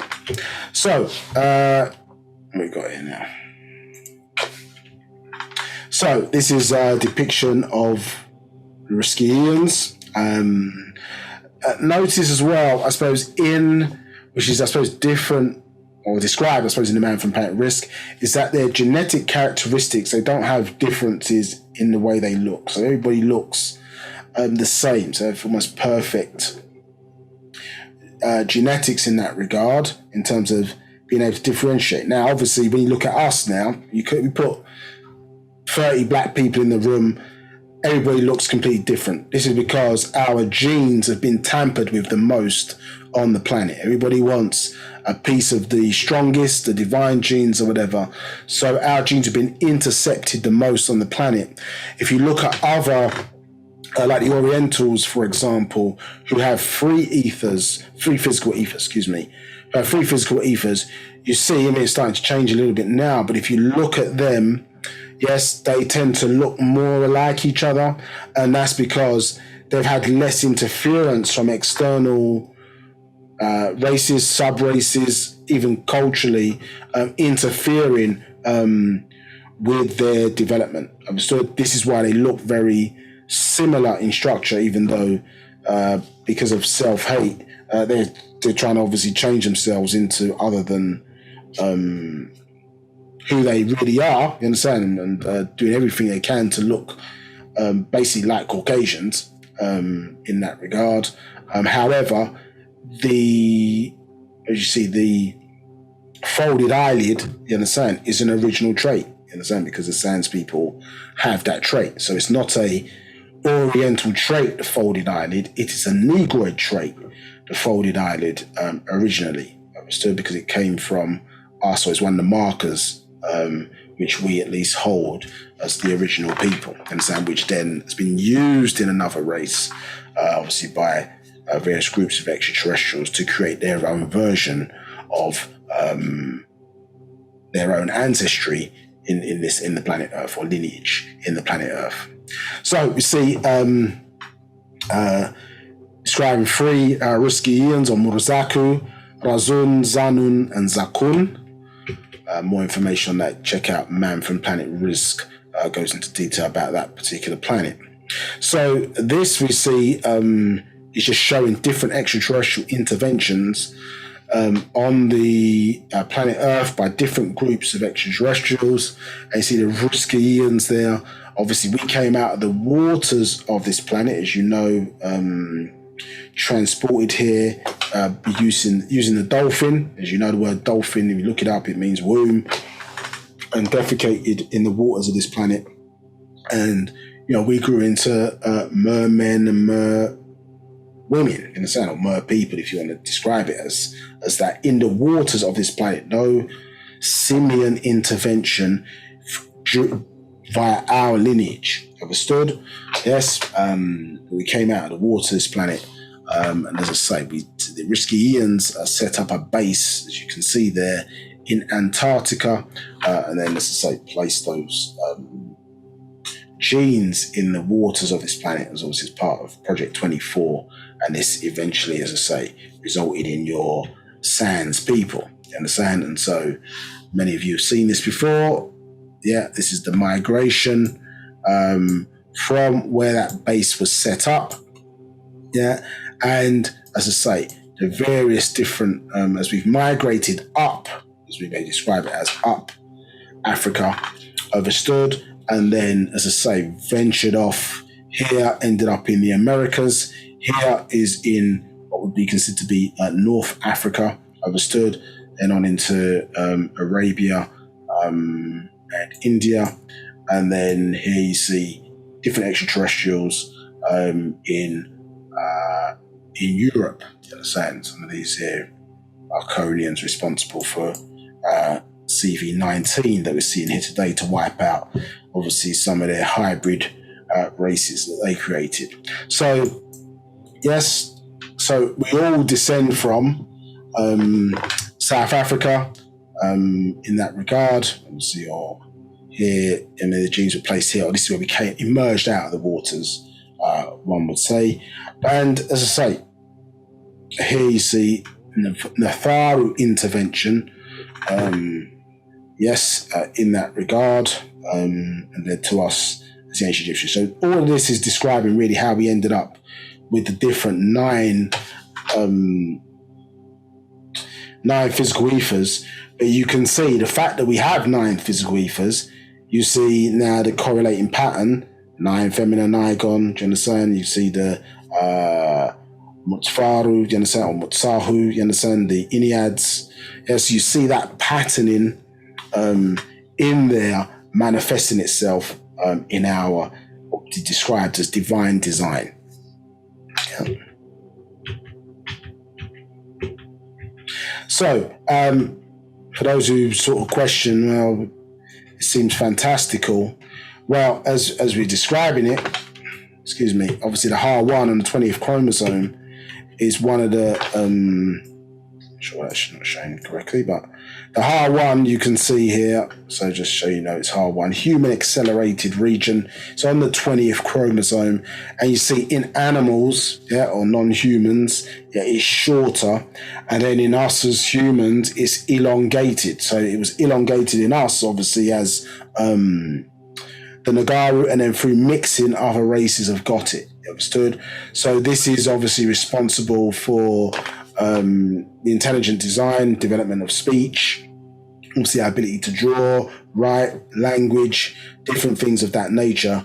When this HAR1 gene was activated, understood, then this accelerated, this was a way for the Nagaru to accelerate our development over and above, as I say, what's considered to be the animal kingdom, so to speak. And we know that HAR1 is one of the reasons, as I say, why, or one of the ways in which we're able to move between this planet and Razak or Ruz, because certain planets are interlinked, they're twinned together, and at certain points, gateways open between these planets, which we're able to move or jump through. Obviously, we came through a gateway to arrive here, and then obviously in order to leave here, if things get beyond repair, then that same exists. Now,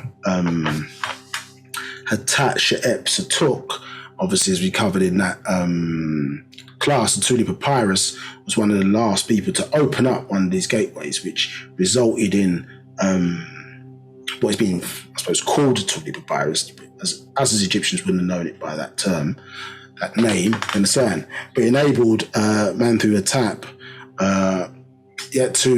or extraterrestrials were seen, or UFOs were seen after that gateway was opened. Do you understand? So this is where people are now, so in one sense, they're putting out Star Trek, and then when people like us come along and teach, they try to ridicule it, but yet in the scientific world, they can't explain things like HAR1. They can't explain the program of it. They can't explain why there's 223 genes within the human genome, which they've now mapped in detail, that don't have an origin on the planet Earth. So we can sit and wait for the white man to catch on board and confirm what the master teacher's been telling us for years, or we can rock with the one who's saying no one else is saying it. He's saying, hey, I've been sent to do this, I've been sent to do a job, I've been sent to raise you. Well, let me start paying attention to what's being expressed, and become informed. Become informed. You understand? If you care about your race, help to inform others along those same lines. Now, pull this is again from Psalms of Yaanuwn, I think this is from, or one of the introductions from those.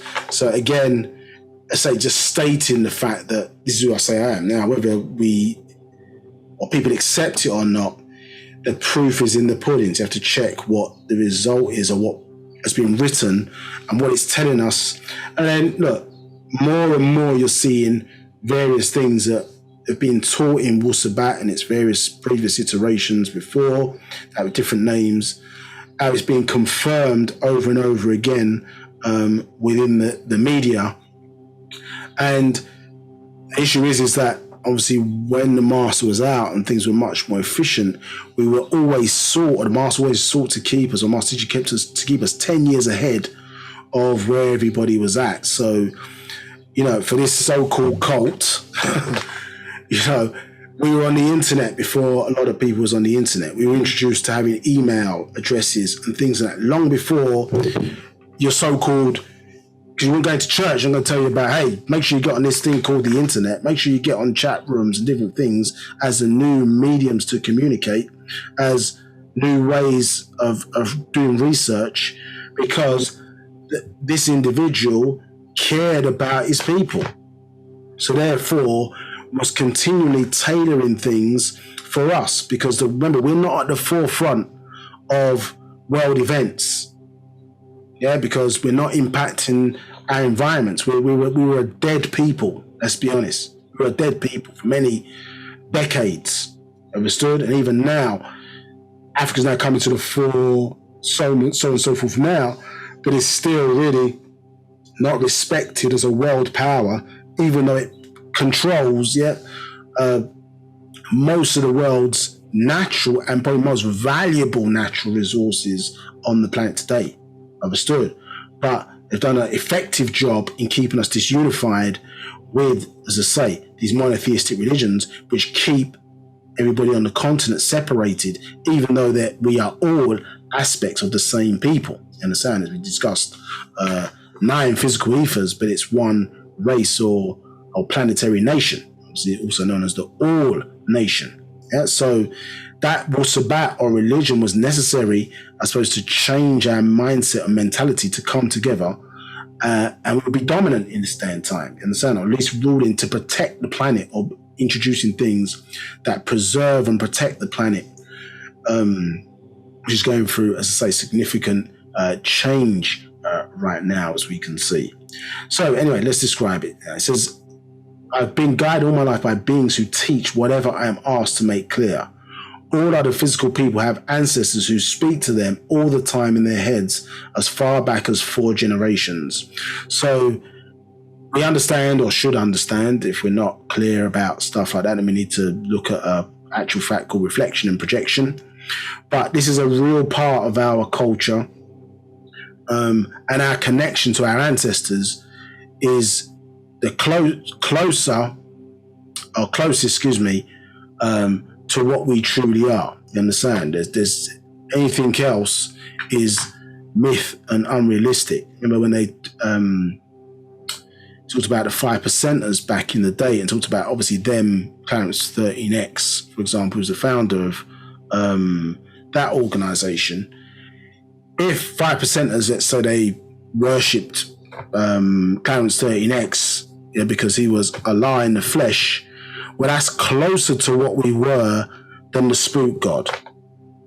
Yeah, because at least there was people who saw Clarence 13X in the personage physically, so that was closer to what we were. It wasn't correctly fully what we were, but that was closer to what we were in terms of the man, or in man worship. Yeah, because that's one of your ancestors, that's one of our descendants, where our power obviously is aligned to. Now, in this day and time where the corrected information has come out, you should understand, the importance of your 4 generational ancestors responsible for the voice that you're hearing in the head, positive ones or agreeable ones, telling you the right things to do and what not to do in many instances in your life. Yeah, that voice that never really guides you wrong. It's just that we don't always listen to that voice. And then you've got other voices in there, which are always kind of giving you the wrong things to do, in the sense, or the self-destruction journey as opposed to the self-preservation journey. And the power of who they are,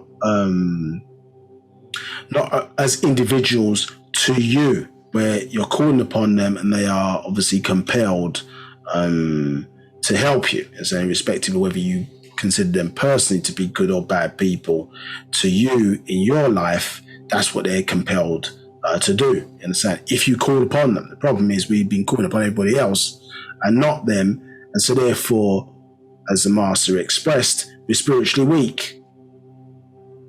Spiritually weak because we don't draw on our ancestors for help in everyday and all situations, which is what at least us as the ancient Egyptians had that connected power to do so. Now it says, my physical body, Dr. Malachi Z, York, L, and my etheric body, Yaanuwn, who is the 19th elder, and both Riskian and Markabian presences of Zeta Reticuli in Orion's belt. Some don't even know it was I who helped in their lives and have since moved on and have forgotten me. Some people did not follow or could not keep up and stayed behind in the old schools. Others just fell away, faithful yet not true. So we see this a lot of people getting caught up in, say, old information. When we started the class talking about us being comfortable with new information, yeah, the fact that things are renewed, yeah, because if you think about even some of the symbols that we were showing you last week, if they're confirmed as ancient, everybody's happy. If a person developed it last week, you would have respected it. So, well, those ancient symbols at one point were new symbols. So, you know, how new or how old does a thing to be before it gets its respect? Does it have to be 10 years old, 20, 100, 1,000 years old before we're giving it its respect? Well, in this day and time, you're going to get new things, yeah, because it's the renewal. So you're going to get new information, things you haven't seen before. Somebody mentioned to me one time, well, why have we got the Unk tweet? What was wrong with the Unk? Well, which is a different mentality. I mean, I'm not saying that there isn't, but it's a new symbol in this day and time, which reflects new symbolism and the people at that time. The fact that we were physically alive but mentally dead. You understand? And actually how that symbol is talking about the double resurrection. So not only us cleaning ourselves up physically, but doing the things necessary in this world that when we transition our light body or our etheric body has been developed in a way that the Ba'ah, the Ach, and the Ka'ah can transition to higher states of existence, because we have worked within this life on our etheric self. Do you understand? Some say spiritual, but our spiritual being, we were doing the spiritual aerobics, the etheric press-ups. You understand? Yeah? The what they refer to it as. You understand? Yeah. The workout, the various different workouts or whatever. You understand? I can't remember what I was going to say. But etheric workouts, which have perfected that body enough that it's strong enough to be born, you understand, in the next state of existence once we transition out of the physical, because we put the work in, understood, in the here and now, and we don't end up, as I say, as some etheric battery for these lower 6 ether and below forces. So some people say stay behind in old schools. They don't want to transition. They don't want to learn the new stuff, yeah, because they're comfortable with the monotheistic religion, which is where those 6 ether forces are strongest. Yeah, so they want to keep up those old forces, the spellbound forces, and even to the point where they will try and change the new cycle information to make it a monotheistic religion, because that's what they're comfortable in. Yeah, in the new religion, if we don't, whatever we build, that's what we're left with. So if we don't build anything, then hey, we ain't got nothing. Yeah, now the help is there for us if we draw and call upon it. But the reality of the situation is, if you're born if we're born healthy, yes, and of sound mind, then as supreme beings incarnate, we have everything that we need in order to progress on what we need to do for our race. Now, obviously, clearly, there are hindering forces that don't want to see us progress. But in terms of our potential and our capabilities, we have everything that we need.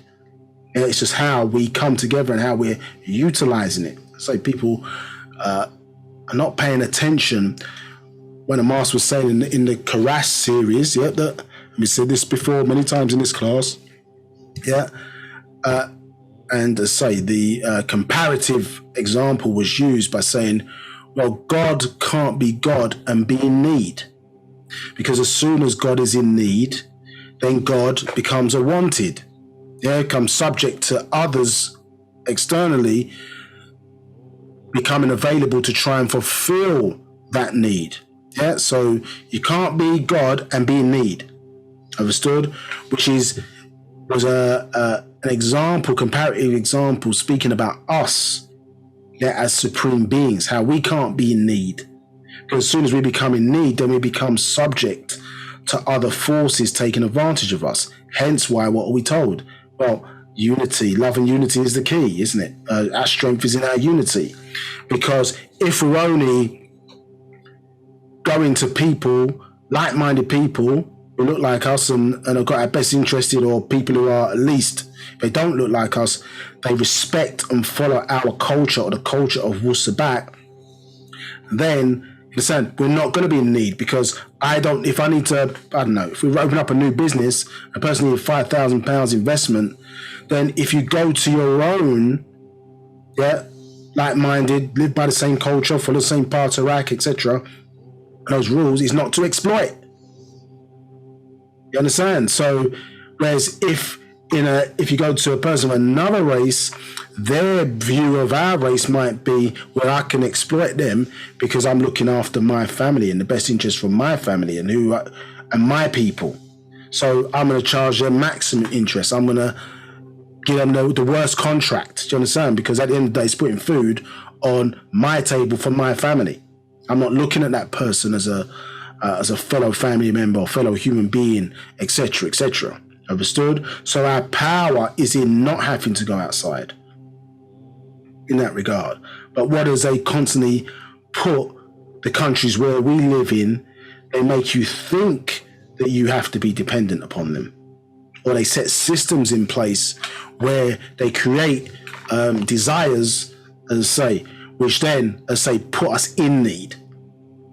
Or create circumstances that put us in need where they can be the God of the situation. You understand? And so what we have to understand is to remove need from our situation, which is why we have to be 360, isn't it, in the physical, holistic. Poor righteous teacher can't work because you need money to do things, for example. So better to operate and be wealthy because we were born in the richest part of the planet with the most resources. So when God or our Natharu placed us in that environment, they did not intend us to be poor. It must have been stolen from us. You understand? So, and even now, we don't have the technological capability in all instances to really extract the wealth out of the land while maintaining the environment, as I say, in order to take ourselves completely out of the dependent position that we find ourselves in. But that's going to change. But it's a mentality that has to change first before the physical actions will change. So staying behind in old schools, it strengthens the spell. It strengthens the spell. This is why we have to stay up to date, stay up with the latest. Why? Because they've done a complete work since May 8th, 2002 of simply just trying to hinder the communication with the teacher and the students. Because they know the power of this doctrine. They know the power of Wu-Sabat, of transforming, as I say, information. We are information. We are the ones being informed continually to be transformed into outformation, into our higher form of our physical selves, fully activated, isn't it? With those monatomic elements activated, in the same, and our higher senses activated. Natir Tarten, I think it's called in the Holy Tablets, or not. I think it is called that in the Holy Tablets, or Nathar Patar 10. When one is fully activated, all their 9 senses, or 5, and then their physical senses, and then their higher 4 senses, making them whole again. Understood? So this is the fight that we have to take up. Now it says, some wanted a holy man, a religious saint. No matter how many times I said, I am not a holy man. I am a teacher, a master teacher. Outside of that, I am just like you in my human desires. I was given many powers and much help to do this great work, to redeem and save my own lost Shahasu people. Yet I was betrayed by those to whom I was sent to. So it's an interesting thing, isn't it, that you're doing that work, and so you make yourself a target.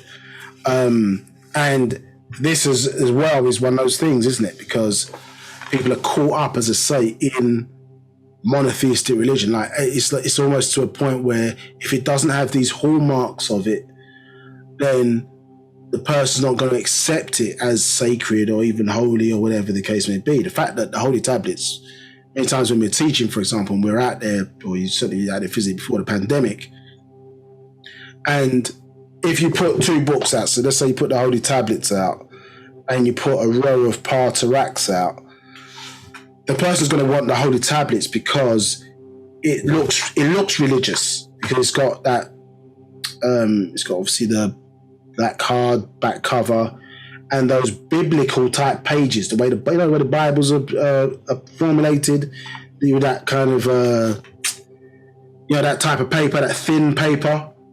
Because it looks like that, people will see that as more holy than maybe a small Patarak, which they're both sacred to the culture, but they'll see that more because of the way it's framed.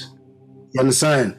And so you can see psychologically this is a real issue. So the Bible's holy because it's got this flimsy type paper and all that kind of stuff. That's seen as holy. What's perceived as holy, not the content.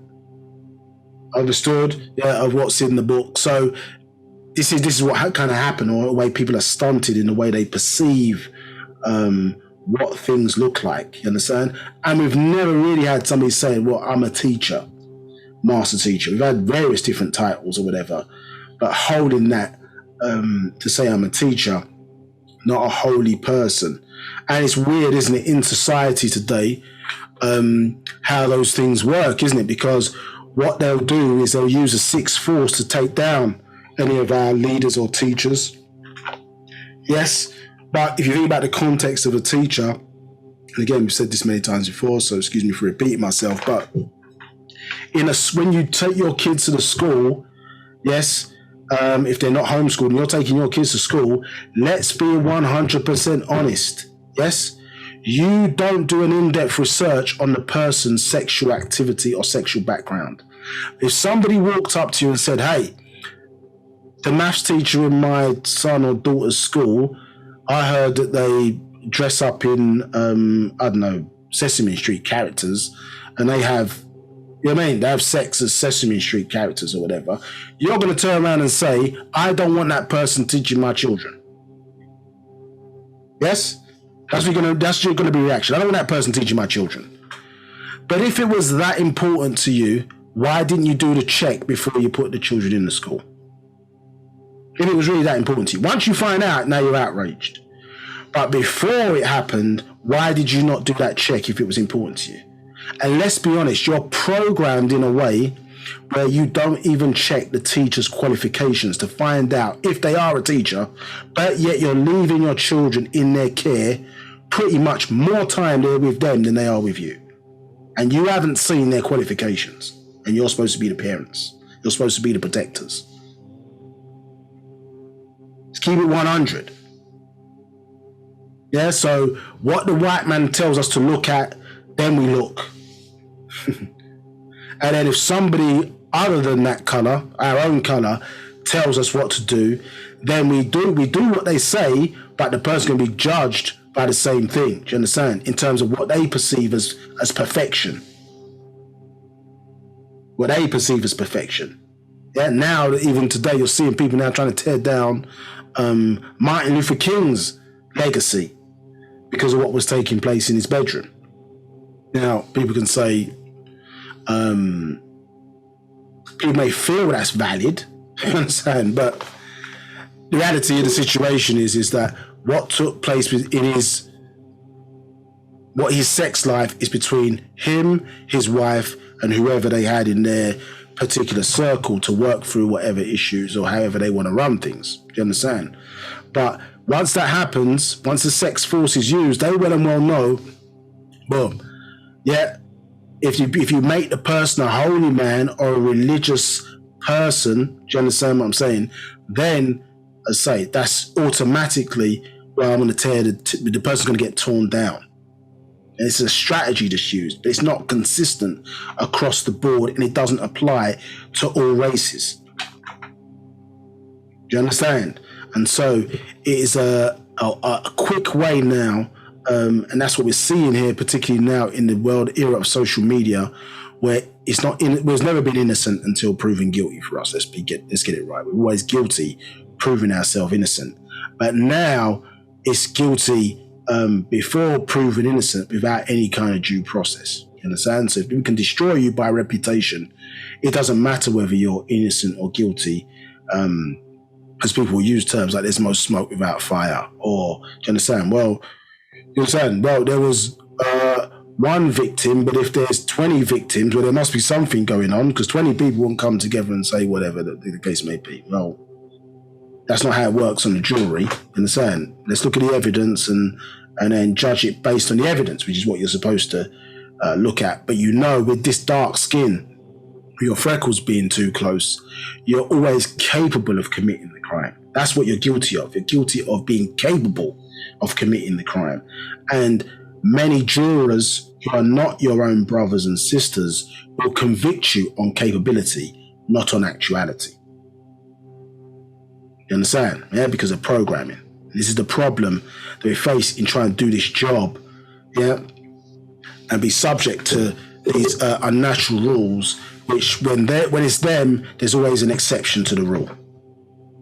Yeah, there's always an exception to the rule. That's why we said previously, as an example, the Nagar Nadu is like a glass being walking in this concrete world.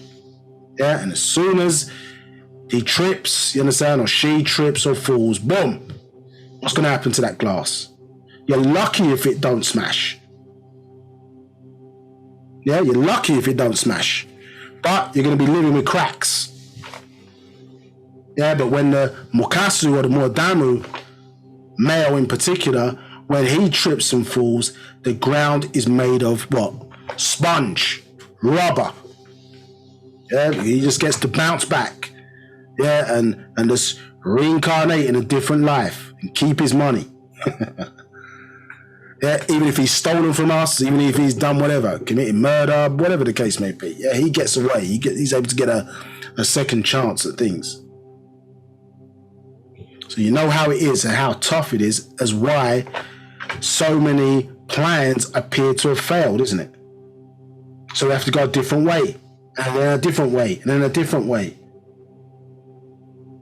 Yeah, and even then, it's like they won't let no one have any legacy if they can do. Yeah, which is why they constantly, as I say, particularly in their movies where they have their power, as soon as a black man or woman is seeming to be an example, do you understand, of, what other maybe young people or whatever, or people can aspire to, they want to destroy the character. Yeah, they want to destroy the character. But yet, a white man can appear in a TV program. He could be driving a hedgehog with an engine in it. A hedgehog with an engine in it. You understand?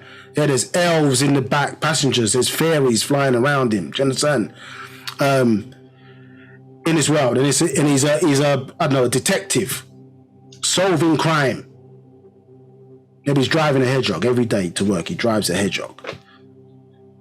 Yeah, but then let them put a black woman as the owner of a law firm, her own law firm, yeah, and be solving, multiple crimes and cases or whatever. That's not realistic. It's not realistic. Boom, boom, boom, and making noise. Oh, this is they call it virtue signal. All these different terms. So the white man can be any fantastical position that he wants on the screen. As soon as a black man and woman are in those same positions, all of a sudden it's not realistic. It's not realistic. So they don't want any person to appear in that scenario, because once that starts happening, their world is dead. Yeah, because who and what he is all by way of television, by the cinema screen, you understand, by the media. His greatness is through the television and the media. As soon as that is threatened or stopped, yeah, it's over. And if you're comparing them fairly and equally, you understand, having fair and equal opportunity with other races, you understand how racism has been a cancer, you understand, to the human race, and putting in jeopardy all of the human race if, let's say, a functional, a Fafrea, a Reye Ka'au, or Africans don't come back to the fore with that nine mind once again, yeah, to try and solve the problems, let's say, that are facing this world. Hence the importance of the one sent to us as a master teacher. So, as he said, I was given many powers and much help to do this great work, to redeem and save my own lost Shakhasu people. Yeah, I was betrayed to the ones I was sent to. I was beaten, imprisoned by the Adamu Salal, Adamite race, who knows who I really am by my own, given to the race of Mudwaju, devils. Many felt I was strange or different. Some felt they could just use me for their needs or abuse me. I knew all along as well, yet I had my assignment in each one's lives. So I did my job for them and moved on. Now as an elder in mind and in body, I've given all that you need and were lacking, and truly know who you are and your purpose. I have a serene confidence in our Salafu ancestors, Natharu overseers, and Murzaku providers, guidance and protection on this journey through life as Sabians of Wu-Sabat. Now you decide. So the bee is telling you what his purpose is, what he's done, doing, and continues to do in terms of the sacrificing himself for others just to do their job. Yeah, the job that he was sent to do is to raise our people. A culmination is of many, but one, as I say, who has taken it even further with the prolific amount of books that have been written, because that information is there to transform you. Yeah? Any questions?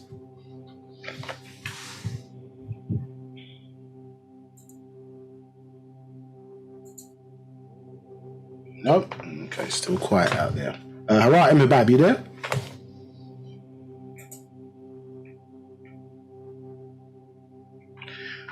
Okay, so showing a bit more of this correlation. We've shown this a few times, but for those who haven't seen it before, it's probably worth just going over once again. So everything, obviously, within our culture, it says is showing about different aspects of symbolism. And as I say, here we just see about the circle and the square. For those who are not familiar with that, so this Kaaba in Mecca, you see the two terms, isn't it? Kaaba, spirit, you understand, and soul. In that regard, and we've shown you before, isn't it? You can see science of the circle and square, where we're putting one corner in, isn't it? Yeah, above. Let's get this. Yes, you see in the science of the circle and the square more clearly. I think we was drawing that the other week. Just you seeing that as a reminder, yeah, this is what it's dealing with as the birth of the atom. You understand? And how, remember, when he's dealing with that, the science of the circle and the square, remember the reason why they placed the circle, you understand, within the square and broke it up into 4 parts was simply because, remember, 360 degrees, isn't it? Yeah, 360, for 490 degree angles is 360. And then, yeah, the circle is also 360. Overstood, yeah? But when you, so for example, again, let me draw with the mouse here. So if we put our circle here, for example, yeah, and put that there, and then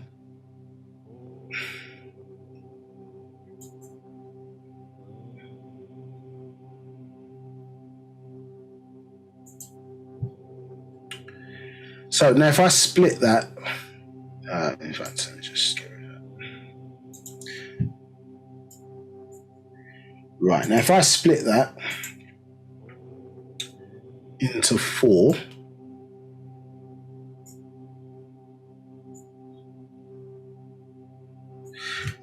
can you see, yeah, I've split that into 4, we still get, yeah, 4 90-degree angles. Can you see that? Yeah, so we still end up, if I split into 4 parts, I still get 4 90-degree angles, yeah, making 360.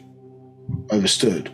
But if we was to have done it the other way round, yeah, we would have get a different result, you see? So if we put the square, for example, and then we split that into 4,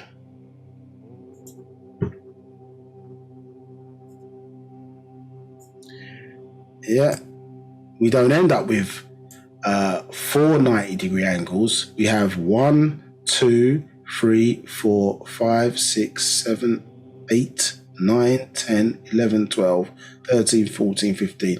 We end up with 16 times 90.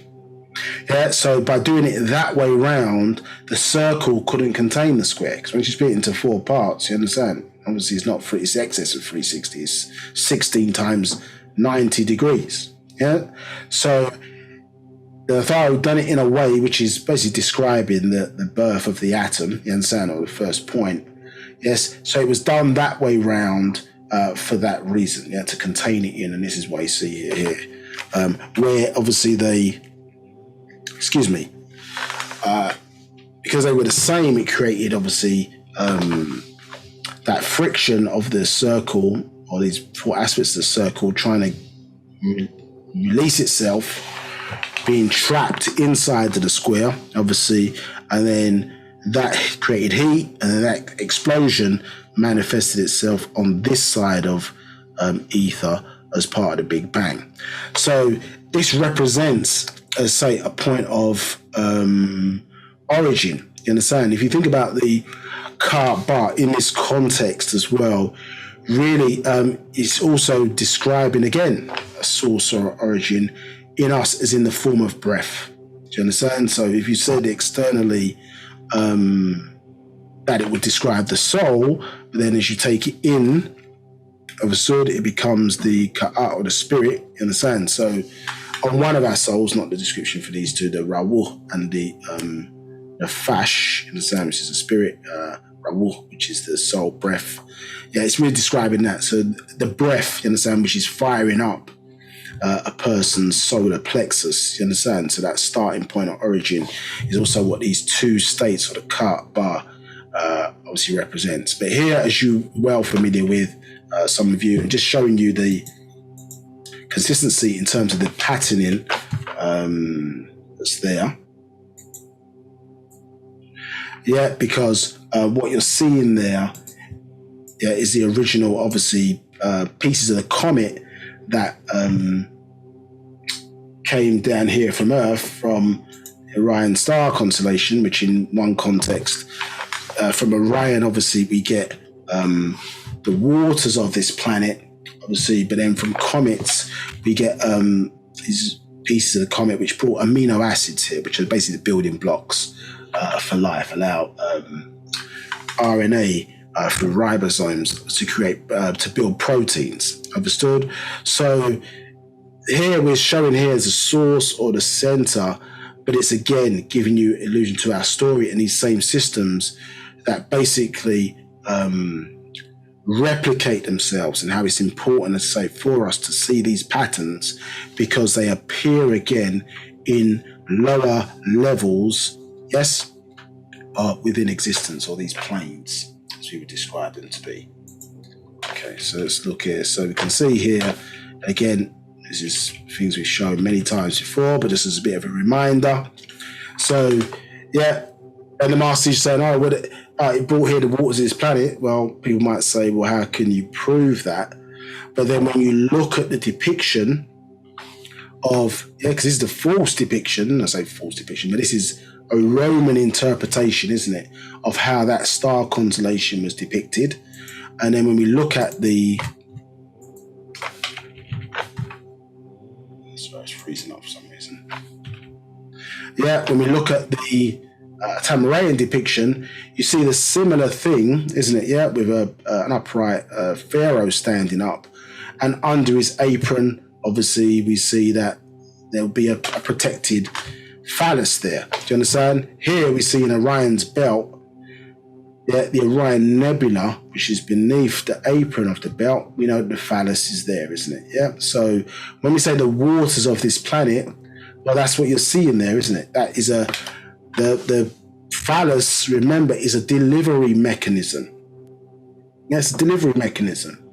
It's sending life liquid, understood, or it can send water, understood, in the form of urine, for example, yeah, where it's getting rid of waste products, for example, what considers waste products, eliminating them from the body. So it's a delivery device, understood, in that regard. And even if you think about waste products, you think about how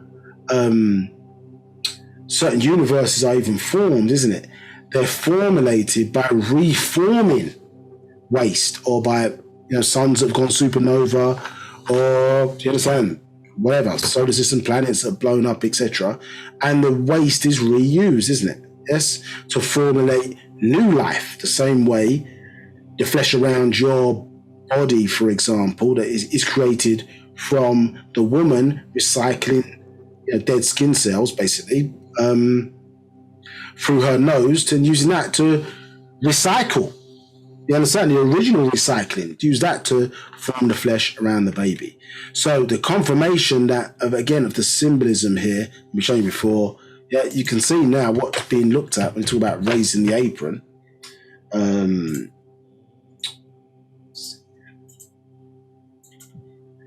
What we're talking about here. You understand? And the importance, obviously, of that delivery device, and why we're standing in a certain stance, understood, because it's going back to the original origins of how life, you understand, arrived here on this planet. You understand? This correlation and these systems that are in place. So you've seen, again, we've shown this many times before, the sperm hitting the ovum and the comet hitting the planet is the same thing, but it's just in a higher, obviously, state of existence. You understand? The same system is replicating itself. So all the answers to how life got here and how we came around, etc., were all contained within you. Understood? And this is the importance of the not in the gospel of the sacred feminine, but us understanding our matriarchal culture and existence, is because it's giving all of the answers to the questions about the origin of life, where we came from, our purpose, who we are, what we're supposed to be, you understand, etc., etc. All of that's contained within the darkness. All of that is contained with redirecting one's study, understood, to that feminine nigon, you understand, or that sacred feminine understanding. That doesn't mean that, let's say, we're producing weak men, understood? Sacred masculine, sacred feminine. But the origins of life, creation, as it is in the design, which we know that reality for ourselves now, is not from a male starting point. It's from a female starting point. Yeah, and that gives you great, if you're willing, as I say, or you were willing, to absorb what the master teacher was teaching you all the way back. Holy tablets, which was introducing you to it's not really asexual, it's F-sexual, and how we were being schooled on mitochondrial DNA. Great understanding. Look, how long is that? 1996. How far away is that? And even before then, 1993, with the Right Knowledge series, how you were being schooled even back then about this thing, and how it's giving you major insight into who and what we are. Because the disappearance or the removal, as I say, of the woman. And so remember in the lecture, it's gone out my head for a second there. But remember the lecture to do with who he, speaking now about who he, but I can't remember the title for the moment.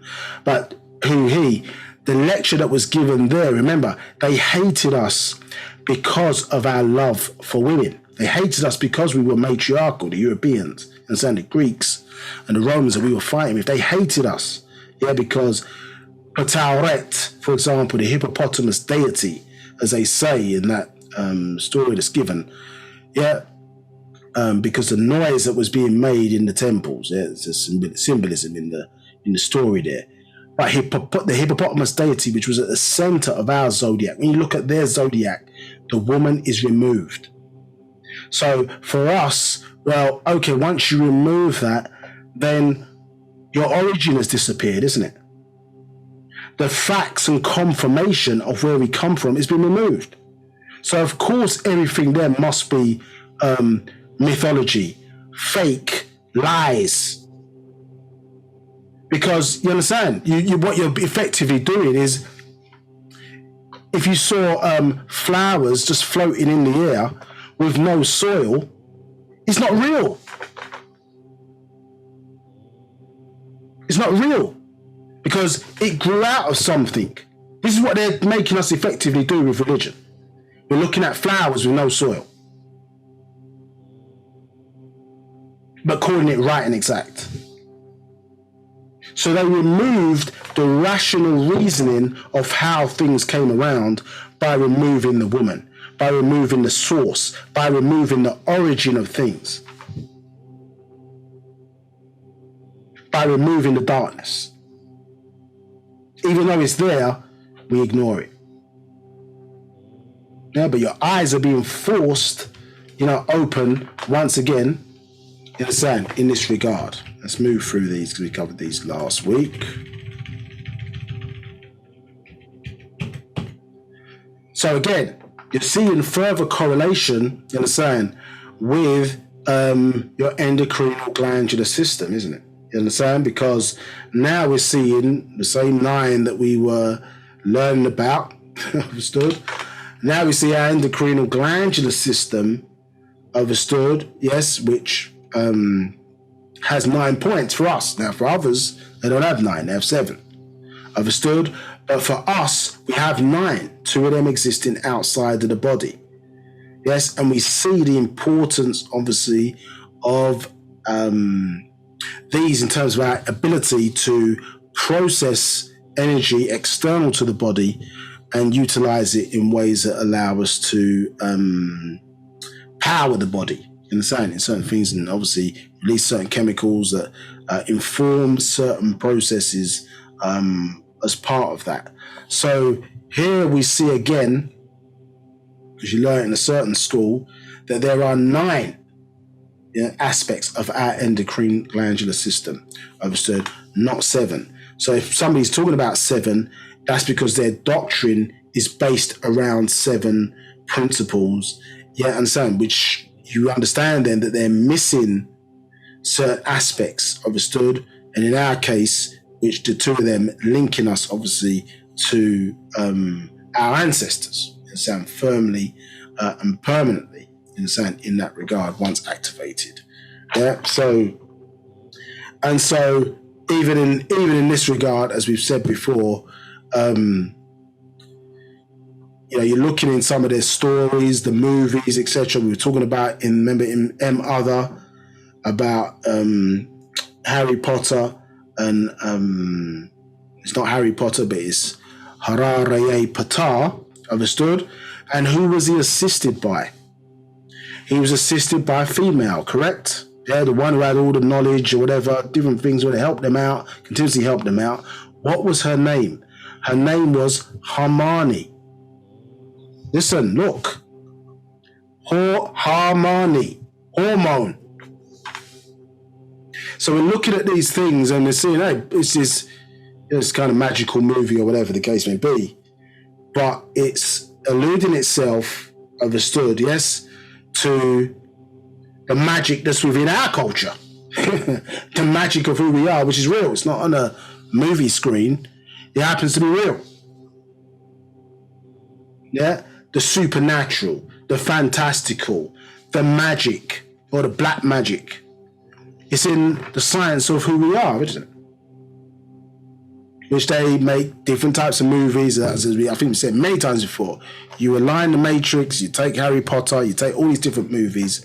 They're of a similar or same type of story. Yeah, you figure out what that is, you understand, you'll have a better understanding of how this whole thing really fits together. Okay, let's keep it moving. Okay, so you see 9 points in there within that structure. Yeah, in fact, let me read it. So 111, Munwapu or Musbatu, yeah, Sabians.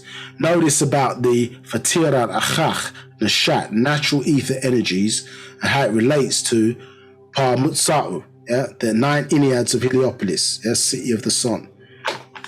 112, and how they relate to your physical body to being in such a way as to attune themselves to your physical organism. 113, amplifying signals of the endocrinal system that regulates all life functions of the organism. 114, endocrine is from the Greek, meaning to separate, designation of any gland producing a hormone. 115. In order to Thahum understand what is behind this, Musbatu Sabians look at how the human organism is grown or constructed.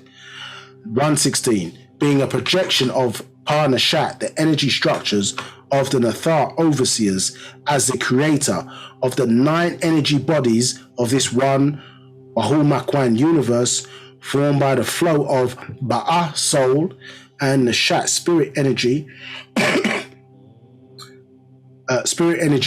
take part in the formation of growth of the 9 energy bodies of the Parnagaru Salau Negroid race. 117. Each energy body carries within it the matrix of a particular system of the organism with its own energy center or seat in the endocrinal system, Par-Razat, the endocrine. So, excuse me.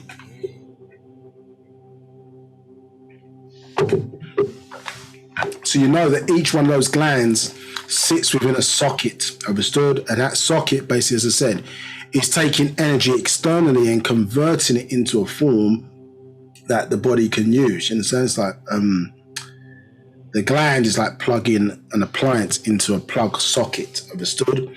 So these energy centers, as we're showing you, the divine design, understood? As we show you here by these kind of 3 9s or whatever, or different things, is showing again this same system, replicating itself, as we saw with the origin of the feminine Igon, seeing those same patterns and structures in that regard. Well, we didn't cover that last week, so we keep it moving. So again, we see here space, matter, and time, as we linked it to the feminine Igon, understood, and then those 3 things necessary for existence. But we see now here, as we start to convert things, see female, obviously aligned with matter or material. See the male with being, understood, and then the time aspect of it is dealing with the mind, understood. So as it's now expressing itself in terms of growth, and creating a space for itself to exist within, and then utilizing the material to form its body in itself, you're seeing that, as I say, this triad principle, how it's manifesting itself in us as a life form, and shows itself in that regard. You understand? It's part of the natural growth process. Understood? So triad principles is one aspect. Obviously, you have many different number principles, but again, you're seeing this as all the things to kind of note is the patterning that's taking place here. You understand? And as we see here, mind is male, constant, female is variable, transforming and shape-shifting to attract the mind of the male for us to become soul mates. So that us coming together, and obviously you see that link to mind in the term men, you understand, in terms of mental, understood. But remember, we've that's been separated out, isn't it, to create the duality, understood, which is needed for growth. And obviously we can see here in this context, obviously there's a third point in terms of that triad point there, which is the mind at work, you understand, in terms of taking that back. Remember, it showed us that creation, or the base of creation, is the brain, you understand? So this coming together, this manifestation, is all forms of divine thought, as we would classify it as.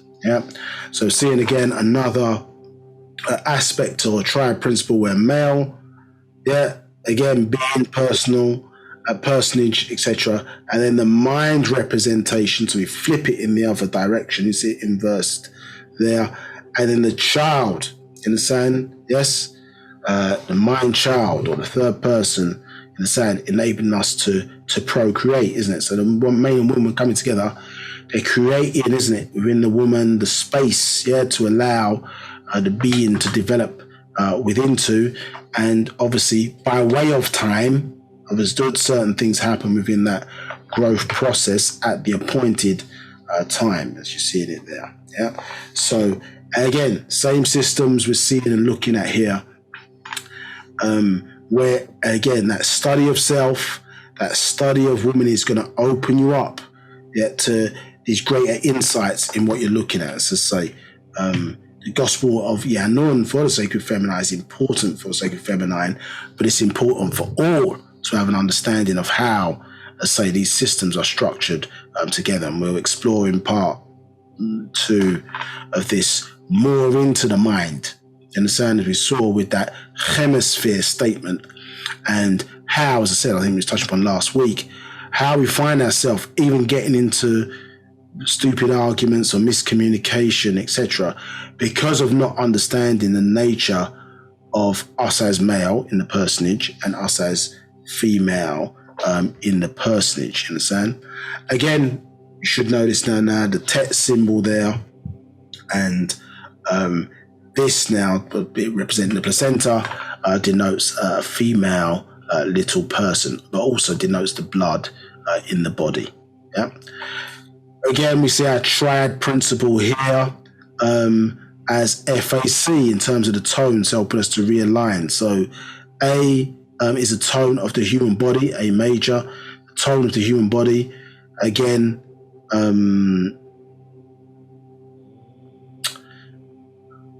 there's reasons sometimes where people just sort of click and then wake up and say, look, I need to get myself back in shape, or whatever the case may be. Now, some can be external factors, but sometimes it can be a case of that you're aligning yourself with that tone, because that A major tone is going to help you as an individual to be informed. You understand? To be informed so that your structure is in that, perfect state, so to speak, for you to activate, you understand, certain powers, understood, as well as when you speak certain tones into existence, or words of power, or the real words of power, that they appropriately work for you and your structure. This is why when you see a bit about plastic surgery, or, for unnecessary purposes, or maybe vanity purposes, maybe to describe it as, you can see that for the individual, it's altering, the internal shape of the person's body, and then actually can affect the way they sound. Yeah, because you're changing the tempo, aren't you? Yeah, so it affects the way the person sounds. So when you come to speak now and say certain things, obviously if it's not in the right tone, it's not going to be activated, is it? It's like it's like having a PIN number, or to the card. If you ain't got the right PIN number, it's not going to unlock the certain tone. Do you understand? How much emotion or will you have towards a thing is nothing to do with it. You understand? But you have to do the things necessary to activate that force, isn't it? If you're trying to create fire, for example, you must do the things necessary to activate, and then fire will be created. It's a similar thing with this. So the A is a tone of the body, and so if we're overweight, underweight, you understand, etc., we're not in our natural state, then it's going to affect our internal sound, you understand, and how it's going to sound. The internally generated sound, how it is then heard externally. You understand? It's going to be altered to what it naturally should be. F major is the tone of this planet, you understand, planet Earth, and then you got C major is the tone of nature or the cosmos, understood? And so, excuse me, so when one would be chanting together, for example, you would do that in the A major tone, but if you were communicating through your ancestors, you want C major playing in the background as the own chant or version of it, at least, to help communicate with your ancestors. Yeah, so we have codes and tones. There's more to this that unlocks certain things, and obviously as you get more maybe into those, well, I'm not going to say that, but there's a lot more to this even than it's been expressed in terms of sacred words of power, which, I say, maybe in times would only be conveyed mouth to ear to keep the secret sacred. Now we can see yeah, how that sound plays a major part in these sort of tones and hieroglyphs. We see that the naturally occurring water, which is horizontal kind of M's, if you look at, joined together, importantly. But you can see even then that triad principle is still manifesting itself again in terms of the pattern. So sharps associated with feminine, flats associated with masculine, and then major tone is in between. You understand, the child, isn't it? Yeah, like a 1, 3, 5. 1 female, 3 male, and then 5 is a combination of the two of them coming together as the child. You understand? And so looking at these symbols, which are in fact extraterrestrial symbols of these star constellations, what do we see here? Well, we see water, isn't it? Yeah, naturally occurring. We see the symbol of the sun, and we see the symbol for earth. Understood? So it's giving you again how that he's giving the directed power, yeah, for the origins of life. Understood? And for us, at least, its connection, I suppose in one sense to this planet, but it also could be, multiple planets. It doesn't have to be Earth in that regard, because all planets have Earth. Understood? In that regard. But it's 3 principles needed for life, isn't it? Yeah. Ta, Ma, Re. It's in the symbol of the Orion star constellation. And then we see in the Sirius star constellation, we see, interesting enough, we see the symbol of the eye. Understood? And the third eye, if you think about Sirius, if you think about it being the bridge, that's how we're taught. It's the bridge between the 18th and 19th galaxy. Understood? And we've pointed this out before. You know, the fact that, as I say, is the woman not the bridge between the world of that we came from and the one that we are coming into? Yeah, because Sirius is associated with who? Arashta, Isis, correct? As Orion is associated with Asar. Yeah, so male and female DNA understood in this regard. But the symbol for Sirius, if we look at it and we pose our mind, so obviously here now is our third eye is connected us into higher realms of existence. Our etheric ancestors come from the 19th galaxy. We're in the 18th galaxy. So coming from there to here, obviously we've got this energy into matter transference. Understood? Because that third eye is a higher form, isn't it, of our physical eyes. It's allowing us to see or peer into those higher realms of existence. Understood? And so, as I say, interestingly enough, yeah, we've come from somewhere, and then the woman effectively builds us a structure, referred to as a physical body or a vehicle, in order to navigate through the physical realm within. You understand? And we come into this world upside down. Yeah. So, as we've said before, is it a fact that where we were in before happened to be you understand? Yeah. Where we're in, it was the right way up. When we've come into this world now, you understand? We have to come in now in the other direction. Do you understand? So we come in head first because that's what we was upright in the previous world, and now in its opposite, we're changing now. So we have to learn to walk upright again in this world, which is the counter. As I say, we said earlier with Ha1 that the 2 planets are interlinked with each other in that regard. Yeah, there's twins or twin planet in an aspect of our doctrine, informing us of a phenomenon referred to as a dimensional shift. Understood? But here again, as I say, we see the importance of sound in terms of manifestation, but the importance of these symbols here. And as I say, it's interesting that, as I say, the one that's associated with the sacred feminine is to do with the mind's eye. Yeah. So, I'm not going to cover this in too much detail. This is about monatomic elements tying in with the 8. We'll leave that for now. Okay, so here we just see about a nap or anupu, You understand? And the opening the mouth ceremony. So we talked about earlier in the class that the lotus flower was a symbol of regeneration.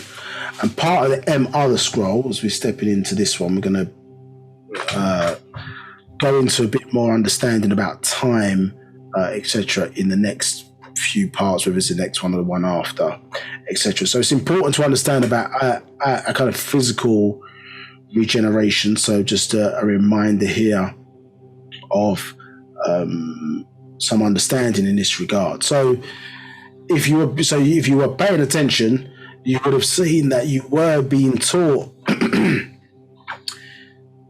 some of the safaf in certain releases that were being given. This one obviously from the language scroll. So we were being given certain things for us to pay attention and to look at to help and develop our understanding. I've gone through this before, so I won't bore you with the repeating the same.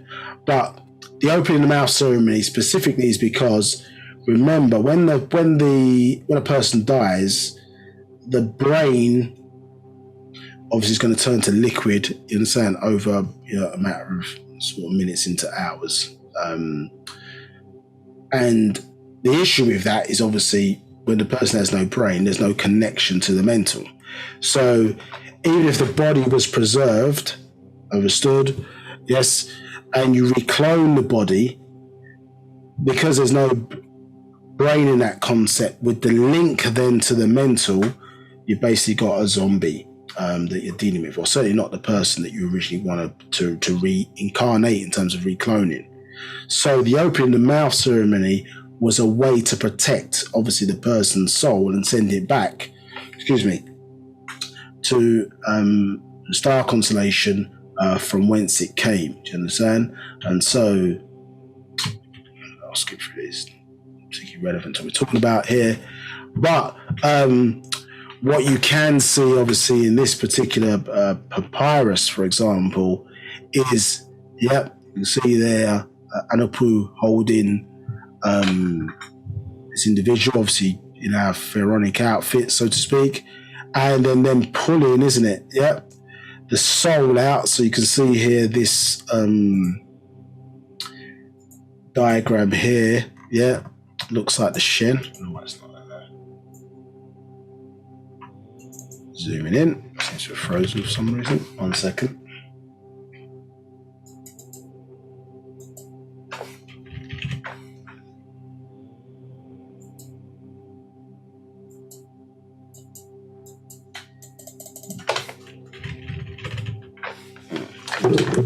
Seems a gremlin to here. 1 second, let me just sort this out.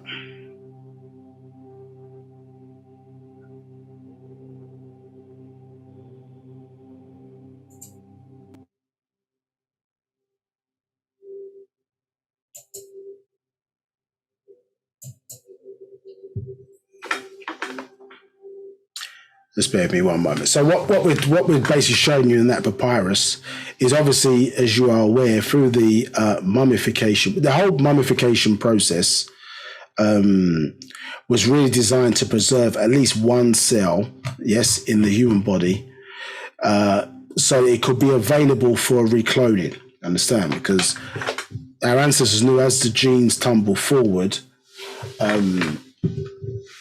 medical developments, obviously, that previously may have been of a situation, for example, where people were dying from what was considered to be much more simple diseases. So if you think about, I don't know, a person like Hatshepsut, Hatshepsut, very powerful sacred feminine, powerful, very powerful individual. But she died from an abscess, you understand, in her tooth. So you can see nowadays, obviously, that would be, probably, unless the country was of very, very low tech with poor medical resources or whatever, you wouldn't die from an abscess on a tooth. You'd probably be taking some antibiotics and you'd be good. You understand, after a few days. But back then, you understand, new diseases and new things in that regard could be wholly dangerous if untreated. You understand? You think I'm on died from an infection in a broken leg. You understand? Again, yeah, today, as technology's tumbled forward, these wouldn't be life-threatening or considered to be life-threatening disease. They could be if untreated, but not in the context of modern technology. So we understood this, and so preserving one cell, meant that obviously we could reclone the body, and potentially, you understand, we first started off, I should say, with cryogenics, but we found out obviously over time that the cells deteriorate after long-term freezing.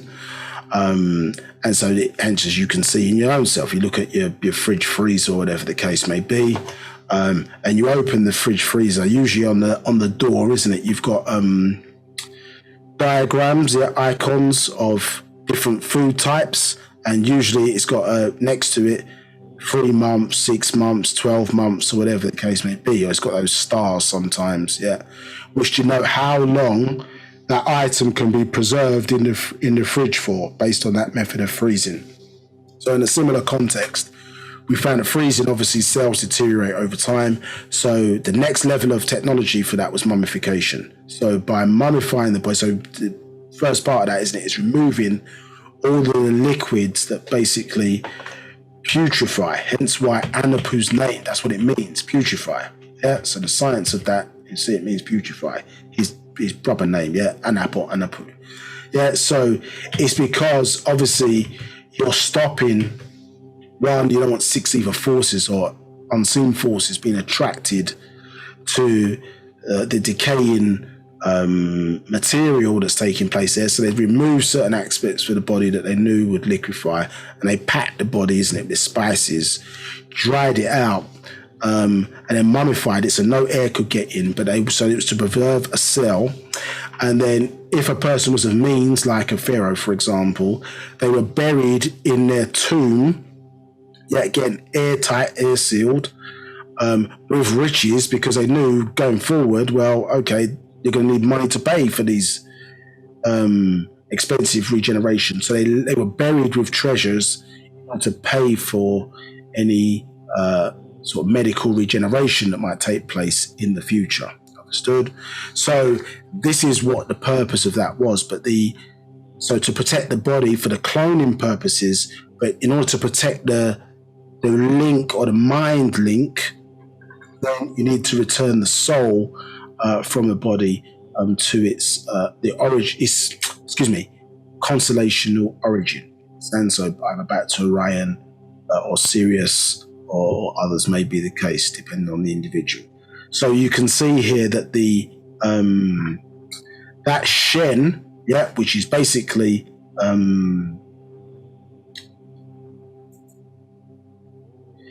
which is a shortened version of this, isn't it?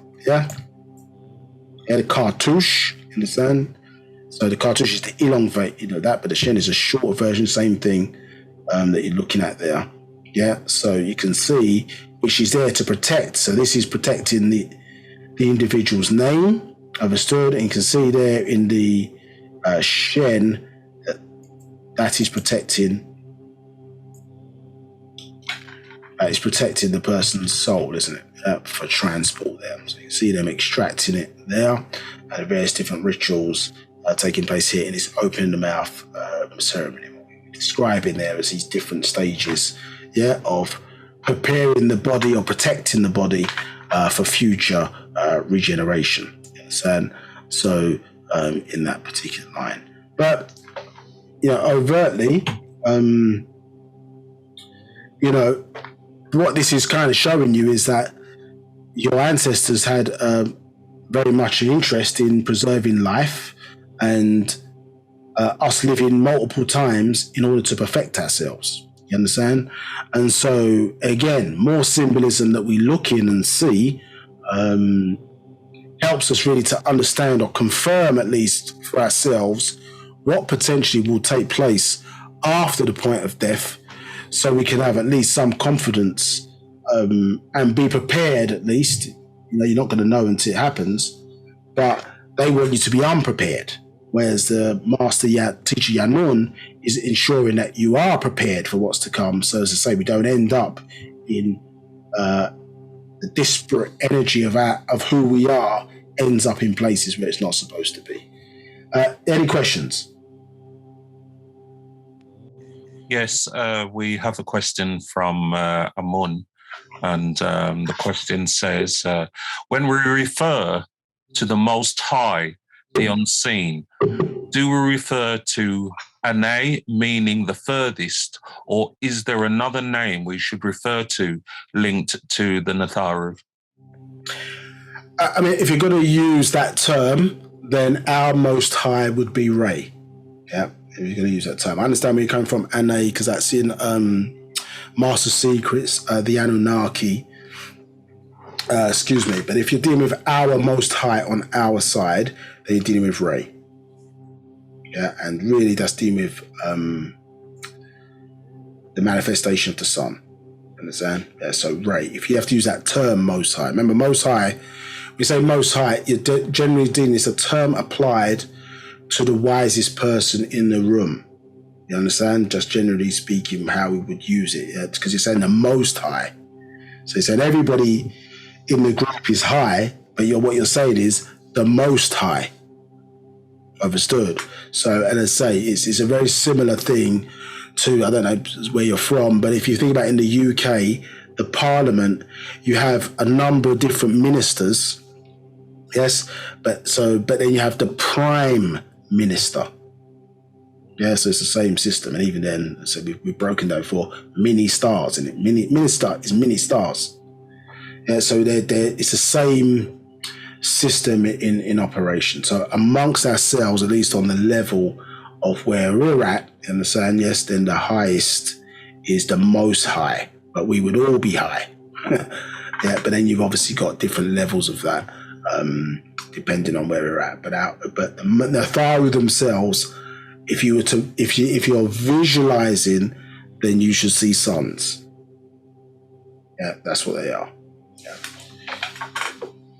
Any other questions?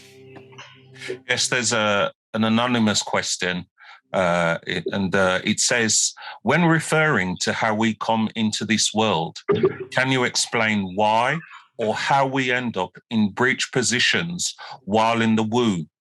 Is there an explanation for this? Well, remember, obviously you've got an umbilical cord there, so sometimes it can get trapped, isn't it? Because what's happening is the baby is making a 360-degree turn, yeah? So it's turning 360 degrees, effectively aligning itself with all of the different celestial houses, understood? So it turns in the womb, 360 degrees, to end back up at the canal head first. So in that turning process, you can have situations where the baby's not turned correctly. So it's feet first pointing at the vaginal orifice. And so you get an issue where the feet are not in the right place. So the feet are first. We're supposed to need to come out head first to ensure that all of the rest of the body, because the head's the biggest part, the rest of the body comes out through a hole which is large enough to allow all the body to come through. In other instances, the umbilical cord can get wrapped around the baby's neck and things of that nature. And so that can be an issue as well because of the fact that the baby is turning 360 degrees in the womb. Any other questions? There are no other questions. Okay, so when we're looking at the life journey, so for example, to speak, so I'm explaining this very quick, so I don't want to spend too much time in this part. Some other things I need to cover, but basically, life is a burning process. So, and you know how long a person lives broadly, irrespective of assuming a person not in an accident or murdered or something of that nature, which cuts a person's life short. How long a person is going to live is determined by the telomeres, so the small sections at the end of the chromosomes determine how many times a person's cells are going to regenerate. So when a person is born into the physical, obviously there's a certain amount of breath, certain amount of that you're going to breathe. There's a certain amount of times your heart's going to beat, so on and so forth. And this is determined by, one's telomeres. So that breathing process, is a burning, isn't it? Yeah, you breathe in oxygen, you breathe out carbon dioxide. So what we determine as life, understood, yeah, when a person is born, they take their first breath in this world, that is life. So at the point of death, when a person stops breathing, and this is one of the reasons why you have color, or you're basically burning black. Yeah. So, and evidence of that is that when you die, you stop breathing. Yes. Then obviously the body goes lifeless and it loses its color. Yeah. Because that burning process has stopped. So there is not, so when a person says, is there life after death? Well, there's not life after death because life is a burning. And once the person stops breathing, obviously there's no more, you understand? No more breath. So they're dead or in the form of death. But obviously you have multiple aspects or different types of being and energy, and how you affect people during your life obviously determines, how one then lives on. So obviously when you stop breathing, everything about you is not just wiped from existence, you understand? Obviously who you've affected, in people's memories and so on and so forth. You could have written books, made media, different things or whatever, where the energy of you still exists after this point that one is calling life, isn't it? So other than that burning process. So this is where the higher aspects of you start to kick in, isn't it? Because it wasn't direct, they were here before the physical, you understand? Or their origin, is not in this lowest level of the physical. They are from outside it, isn't it? From the etheric side, and the shell of the physical body is built around it, you understand? So the interesting thing that when we look at the I suppose these four suns and their various different phases, is because, as we've explained before, when you overlay the life journey, so this can also represent one's daily journey, when you overlay the life journey, say life, living, and at the point of lived, and then you overlay it against a daily journey, so wake up in the morning, sort of fully awake, lively, and then now at the moon point ready to sleep. When you go to sleep, the physical body shuts down. But you're not dead, you understand? But they say sleep is what? Sister to, yes, correct? So that's because your physical shuts down, but then now you're existing, you understand, in the higher forms of yourself. You're existing as a mental being, hence you have dreams, and if you don't wake up, you wouldn't be able to probably separate the dream from the reality, you understand? Because it's obviously taking place within inside your head. So from this point to this point here, you're existing, you understand? Yes, you're still breathing, but obviously the breath now is very very low frequency. And you're existing as this, you understand? So that physical shut down, and now other aspects of you kick in, which you're existing in of and as. Understood in that regard. So this is, some element of, it's a confirmation, but maybe it at least gives you some confidence, because no one's come back from the dead and say, hey, yo, I'm here, to prove that that's taken place. But obviously you have your ancestors that exist within you, and honestly, the pharaohs must have known something, because they started to prepare for death part way through life. That was part of the culture. It wasn't a case of we were so much fearful of it in that regard. We faced it head on and actually looked forward to the time of living, obviously, a full life, but then transitioning to the next world. So these provide clues, these four suns, because the sun doesn't move, does it? So these four suns, remember, are symbolism or an illusion to somebody what it looks like standing on the earth. So when you're sleeping, you're existing, obviously, in that, as I say, mental state, which alludes to what will take place, obviously, after the point of death. Do you understand? Yeah. So this is giving us clues of, our, a form of resurrection. Do you understand? But not in the context of the physical world. Resurrection, if we choose to come back in the physical in that context, but also moving on to a higher state of liberty and existence, or the next state of liberty and existence as part of our ascension journey.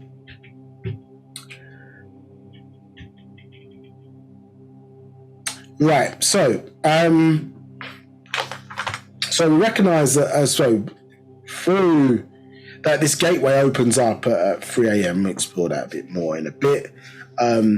But there are 9 gateways that have to be traversed and passed through in order for you to sort of reconnect with your ancestors, to be then participate in your orientation, for spiritual life, as one would basically describe it as.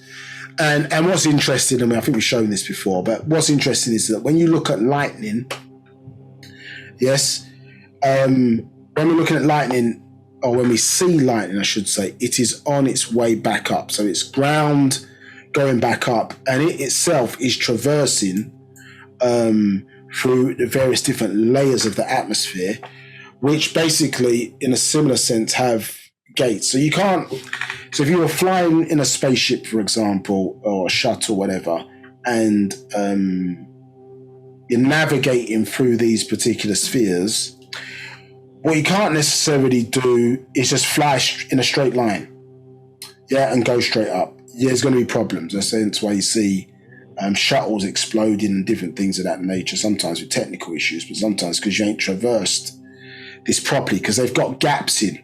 You understand? And so what you'll tend to see is that,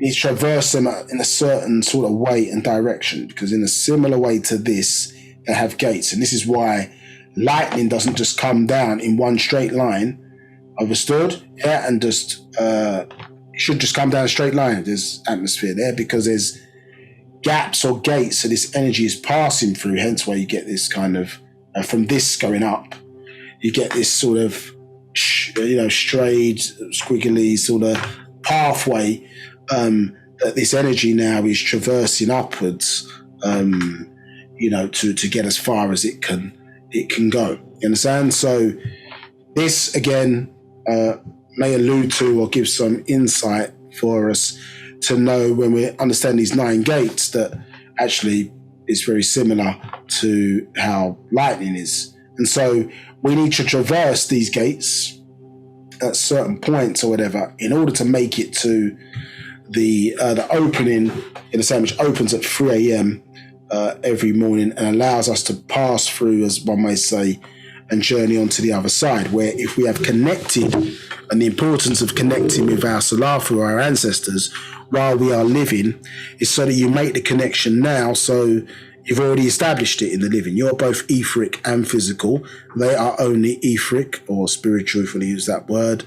And so therefore you must initiate the communication, do you understand? Because you're both. So if you establish the connection now, then obviously you'll recognize them and they'll be waiting for you there to help and guide you through to that other side in that regard. Now, excuse me. So this is just showing, I don't know how people are familiar with this, but this is basically just showing how the physical world around us is structured, particularly, as I say, when a universe is created. So this is from a dimensional shift. So that Big Bang that you hear, obviously it creates, up to the Big Bang that we hear, the Big Bang that happens that led to the creation, or a Big Bang that leads to the creation of our universe in this context. You see there, it's composed into 8 tones, harmonic tones. Now, each of those different tones, is symbolic of not symbolic, it is a world in its own right. And then that world itself, or that tone, subdivides into 8 different dimensions. So what it is, you've got multiple different types of existence which are occupying the same space and time, but they're basically vibrating at different frequencies. So you have to understand the structure of how our universe, at least here, is structured in that particular way. Understood? So remember, we are on a certain frequency range. We work within a certain frequency range, and this is what I think we've shown many times before, but how human beings here between 20 to 20,000 hertz. So certain animals, like here showing an elephant, here's below 20,000 hertz, and bats, for example, can hit above 20,000 hertz. So there are things within existence that are there, they exist, they're there, but we don't necessarily pick them up because of the way our senses are wired.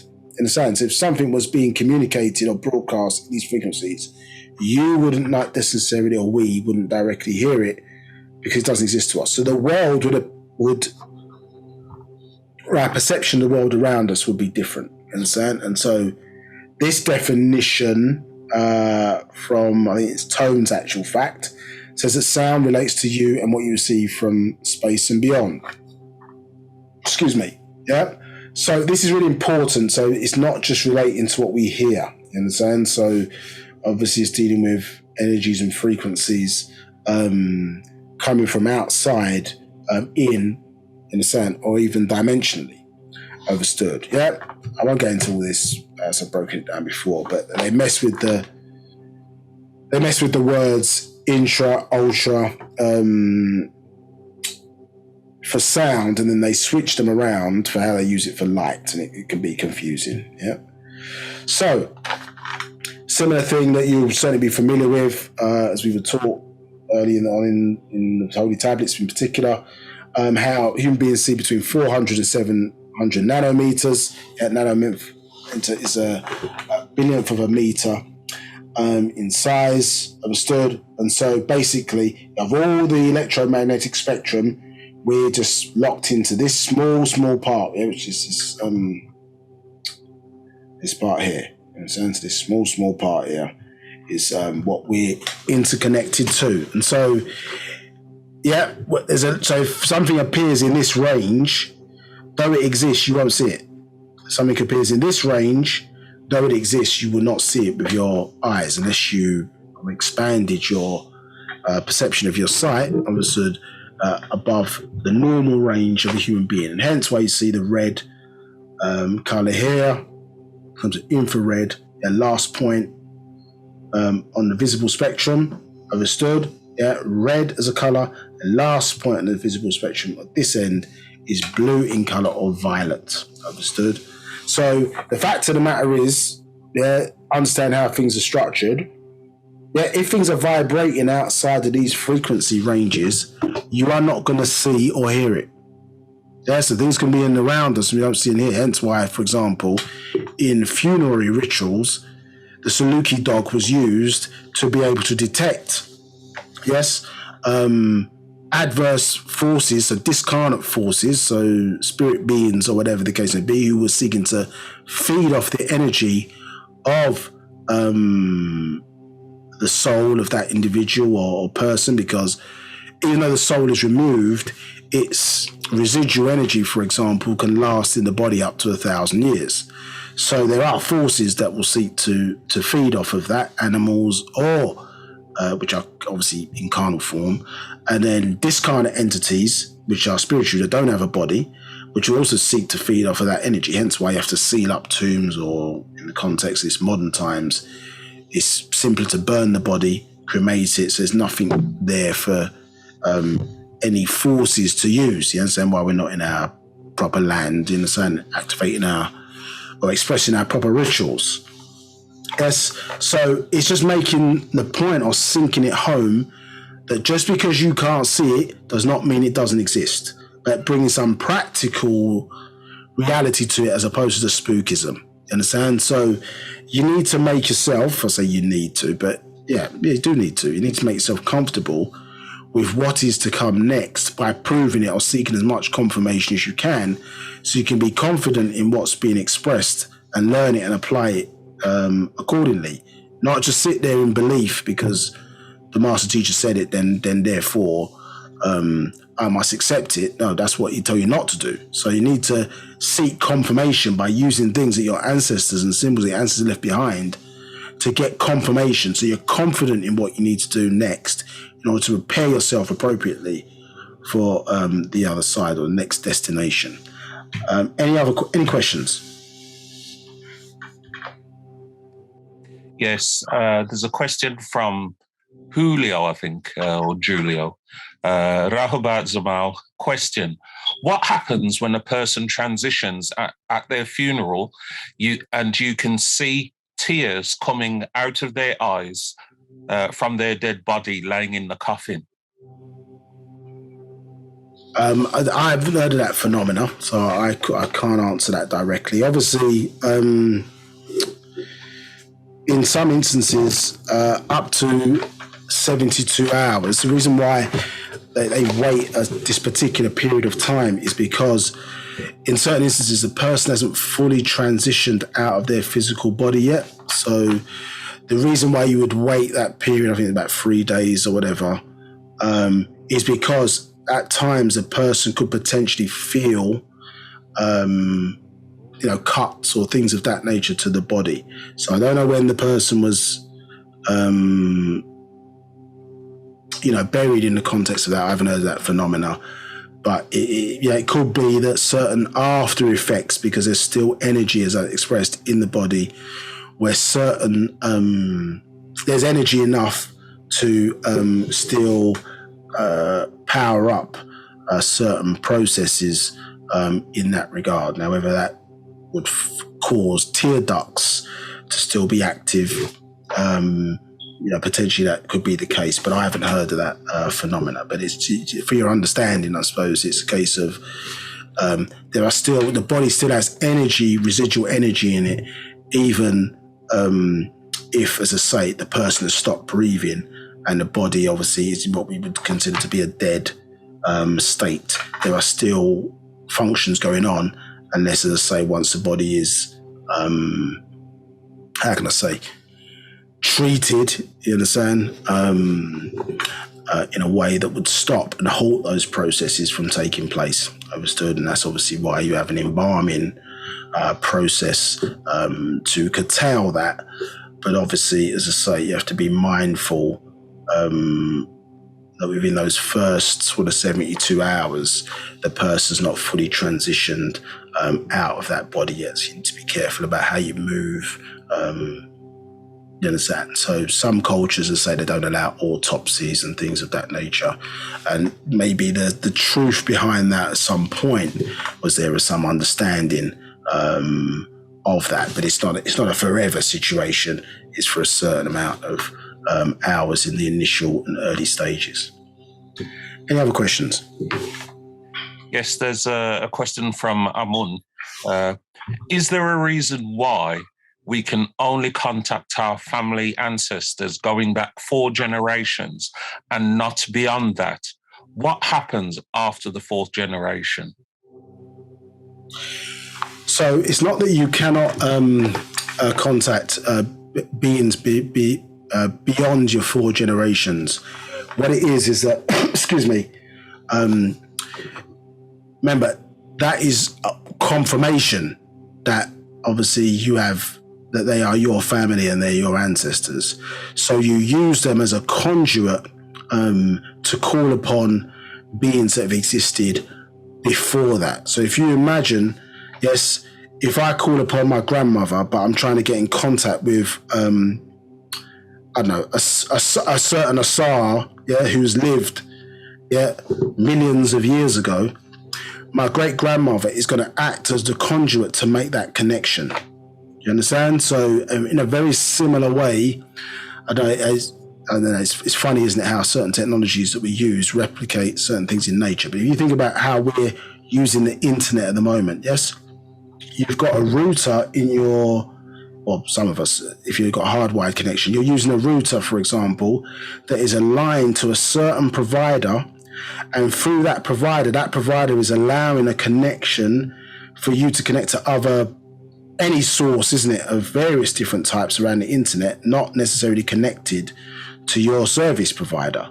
But you use your service provider to provide you with a protected connection so that you can then contact whoever across the internet. Understood? Yeah. So in a similar way, you are using your 30 who you know existed, to contact the correct Asar that you're trying to communicate with, and you want a protected connection because beings can appear. They can read the person's brain. They can appear in any form or whatever the case may be and fool you into thinking, hey, that was Asar, but he told me to go and drink bleach. You understand? This will cleanse my internal. Well, that could be a being manifesting itself as Asar to cause you to kill yourself and then take advantage of your body because you're dead now. You understand? So because we are the conduit between both, is etheric and spiritual, you use them as a solid because that's confirmation. Anything else, you're calling upon Asar, is spookism. You could just as well as call upon Jesus or some other terminology or name, because all that's really happening to some degree is you're just invoking positive thinking in yourself. So you're activating your own brain power and positive thinking, and things. When you activate that power, what you're trying to manifest, things are attracted towards that thought, and it can make that whatever you're trying to achieve a reality. This additional power that we're using is, as I say, you are confirming, because in that 30, even if you didn't know them, you know where I got a mother and father and so on and so forth. So the power is in utilizing them to make the connection.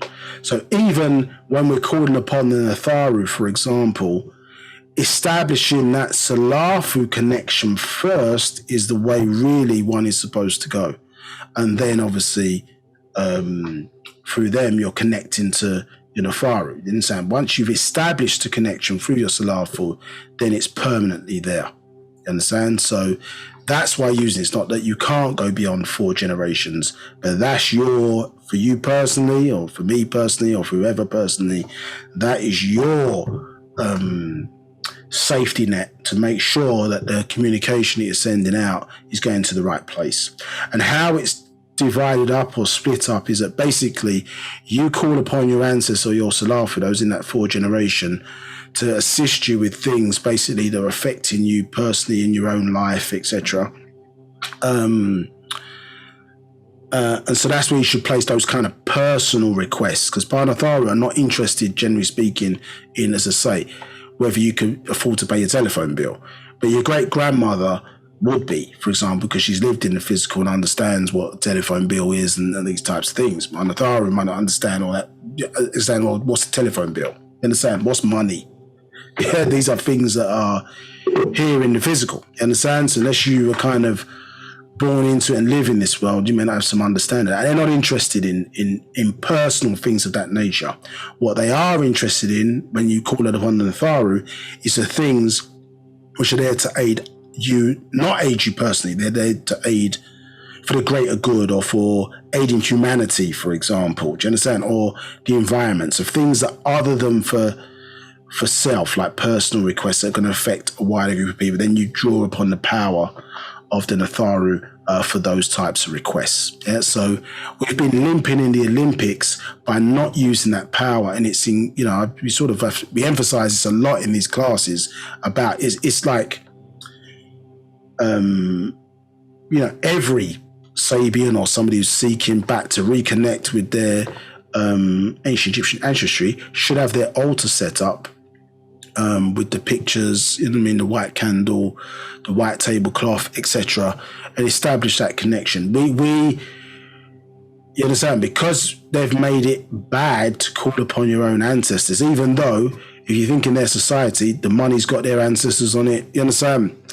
The preservation of, in museums and different things that they got their own ancestry in everybody's face. But when you call upon yours now, obviously it's a problem. So but this is a really important power. And I don't care who it is. This is the foundation of all spirituality. If you're coming from a factual basis, where we deal with facts. You want to deal with spookism, then that's your prerogative. But if you're coming from a factual basis, which we're supposed to be dealing with facts, as Sabians, as children of the Natharu, then that basis is from your own Salafu or ancestry. So that's how you utilize them. They are your router, on your personal network, understood, to establish a connection with anybody, I suppose, who you're seeking to contact, who has lived before and is no longer in the physical. Any other questions? There aren't any other questions. Okay, so we'll do a few of these and then and progress these. So these are some of the rules. I say rules. These are some of the cycles or different types of events that can happen as a result of us maybe choosing to come back around for another time. So we can potentially live up to from 24 up to 24,000 times. It can extend further to that, to a maximum, I think, of 96,000. But 24,000, generally speaking, especially when the genes were stronger, our genes were stronger, would allow us a form of reincarnation, or to live again, let's say, in the physical, not as the same being that we were before necessarily, but to live again in order to achieve perfection. So we're utilizing our time in the physical life in order to achieve certain perfection, graduate, so to speak, from this school, and want to go into the spiritual world with the highest level of, or maximum level of honors possible, maximum power possible that we have built up, you understand, whilst here in the physical, in this physical life. So as it's expressing to you in these verses, and the reason why I cover, because it's the same subject is revisited in other circle of existence. And as I say, so linking, when we go into it in more detail, understanding of time as it pertains to the book, as I say, Lotus of Life. Yes, you can see here, first one, your spiritual after the physical time, what death, does it have a survival? Yes. You can repeat lives from 24 Dawarat cycles to 24,000. The Ka'ah spirit is the personality you. And as for the Ba'at soul, it is the emotional you linked to the Achechi, Ifrit you. Verse 8. So their Ka'ah spirit also survives, their Ka'ah spirit, talking about the Caucasoid, it also survives after the physical time, like death, and also has 24 to 24,000 cycles, Dawarat cycles. When and if they enter their white light of reincarnation, many don't. They are trapped and are orbs. So the difference is that basically between the two is that our ascension allows us basically to transition beyond this realm into other states of existence, other dimensions, so on and so forth. Their reincarnation cycle, they are trapped here. So they cannot come outside of what would be considered to be the Earth's realm. So their reincarnation is coming back here. And oftentimes they don't. They're trapped here and they get utilized by, say, 6 ether and below adverse forces for torture and pain, etc., which those entities thrive off. So we've got two or the opposing cycles there. So the aspects of us certainly that allow us to move on in particular is the fact that we have the creative expressional being called the Ba'ah, or the soul. You have a physical soul, which is the Rawuh soul, which is the breath, solar plexus, but the creative expressional being, which is linked to the mental by way of the Ka'ah, you understand, is the fact that all races on the planet don't have. You understand? So, the fact that we have it and these combinations of it allows us, to say, is part of our mechanism that allows us to transition past the point of death. And you see there the different safaf that represent that aspect in us, esoterically. So this is an important verse. I think I'm going to finish on this one, actually. And then we can go into the different reasons why we sort of come back and for what reasons and what happens if you're murdered, some things of that nature. But here is a definition of perfection. You understand? And really, the reason why it's important is because this is what we're all supposed to be striving for. And it don't necessarily happen in this particular lifetime. You understand? It's the ascension journey per se. So in the, I suppose, spiritual world, spiritual realm, so to speak, that journey of perfection is still going to continue, understood, as we grow, understand, and we develop ourselves appropriately. So this is verse 12, same book, Spiritual After the Physical, You Die as Master Secret. It says, as to you, Nagaro Negroes, yes, once your Ka'ah spirit separates from your Bashar flesh, you continue to progress until you attain Tatmum, perfection of being as well as body, becomes pure inside out and outside inward, a clean, pure, a calm mind. All your intentions, all your actions, your deeds are pure, without personal reason or gain. A shuk, divine love, will give you a state of chanan, grace. So not so much the word forgiveness, that's the wrong word to use, but basically it gives you an opportunity to be in, or the expression of it, gives you an opportunity to be in good grace, you understand? Realign once again, re-accepted, do you understand, by our, the Natharu, once again, our higher etheric ancestors. So you can see here that basically a person's intentions and actions really need to match. So it's not about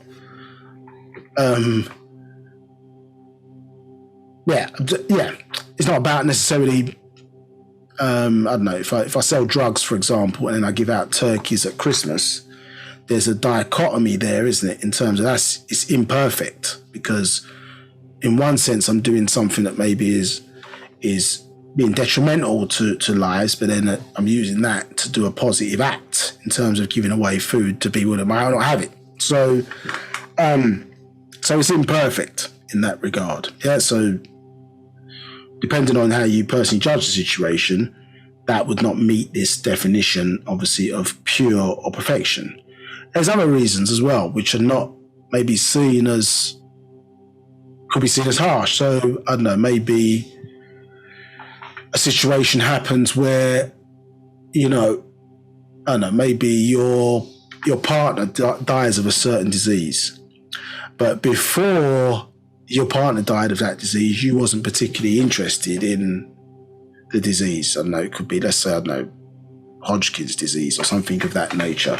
You wasn't particularly interested in Hodgkin's disease, but when your partner got Hodgkin's disease, now, because it was your partner, you became interested in Hodgkin's disease. You set up a society for Hodgkin's disease and raised money or whatever for funding to help people who suffer from it and want to get a cure from it, so on and so forth. You understand? Now, this is going to sound harsh, but that basically, the intention is not pure there, because you've got a personal reason why you're doing it, because basically it's even though you're doing a positive act, you effectively are driven by the loss of your partner. If it was pure intention, you would have had interest in the disease before your partner got it. Now, it doesn't make it, I'm saying to you, listen to what I'm saying, it doesn't make it good or bad. We're not judging it by that side of things. What we're talking about is what tatmum or perfection means. Understood? So the two must match each other. You understand? It must match each other. And as human beings, you have to realize that we have been incredibly selfish traits. And actually, it's incredibly difficult to get people to work for other than self and kind. Do you understand? So when it comes to, let's be honest. if somebody says to you, we need help with whatever, you understand? Could be a positive act where donations are required for a certain type of activity. I don't know, let's say you're fighting the master's legal case, or we're going to put something on for Children's Day or whatever. You're going to potentially going to struggle to get people to help, you understand, on pure donation. Let's say to do it continuously, and let's say to put on Children's Day, you need 100 people, and they're going to put in £10 a month or whatever, so that when it comes to Children's Day, we don't just take care of our own children, we're able to do it in a way where it helps children, not our own children, but also children in the community, for example, who don't have access to presents, you understand, parents can't afford it, you know what I mean, could be orphans, whatever the case may be. So we want to do something a lot wider. The problem is sometimes with the spell when we're doing certain things and we're coming together in organisation is that basically, unless you really have great intentionality around it to make sure that you set up the systems to make sure that £10 or $10 is coming out your account every month, people will forget. Yeah, and some of you here on this call may be members of AEO in the past and different things, and be honest, how many of you, even though the information was free, you were told to contribute $9 a quarter or whatever, and then $27 a year to keep the order going? Yeah, and how many people forgot or didn't set up this thing right, you understand, and basically built up some kind of deficit, which basically puts the thing at risk from existing going forward, because now it hasn't got the number of funds to record itself, even though you've got best of intentions to start with, you understand? But maintaining that across the board, quietly, doing your thing, is really difficult for people. But you say to people, for example, okay, well, same scenario, but what it is, you donate $10 a month, but what it is, we send you a case of water every month or whatever. So you're getting something from it, but you're also donating. So to help you for your donation, we donate. So because you need water, you remember now, because it's not £10 as selfless, it's £10, you're getting something from it, but you're also still donating. So people are much more attuned to doing the something for something than they are something for nothing in return. Do you understand? And especially when it comes to us progressing and doing things for self. You understand? So intention and action, yeah, it may seem something fairly simple, you understand? But actually, what you got to realize is, well, it can't be if they're giving you 24,000 times to get it right, and not just 24,000 times in this realm. You understand? That's not including everything else that comes afterwards, yeah, to really attain it. You understand? But if you think about higher life forms, like the sun, for example, and you, I don't know, maybe in your day-to-day activities, when you get a quiet moment and you look up and you contemplate its existence and what it does for so many billions, you understand, trillions of life forms, and how many lives that it has facilitated and given birth to and allowed to exist.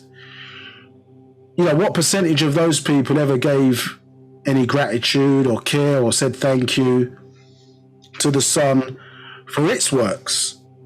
So it's not a thing of where the sun can say, well, you know what, I fancy going to Orion to see some of the brethren them. Let me leave my post and go away and, you know, travel several, 100 million light years away to go and do what I want to do.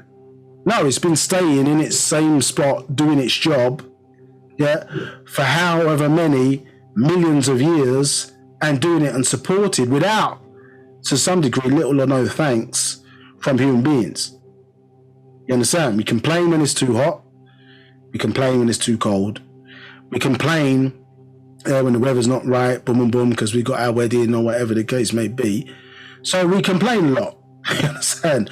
More than we thank, yeah, for something that's so important. So you think about that one life form, yeah, we can have great intentions one day, but we don't say, let's be honest, I'm not saying there's some really good people around the place, great intentions, but most do not thank the sun every day. And the sun is one of the manifestations of divine love, because irrespective of whether you give it credit or do not, whether you give it gratitude or do not, it does its job.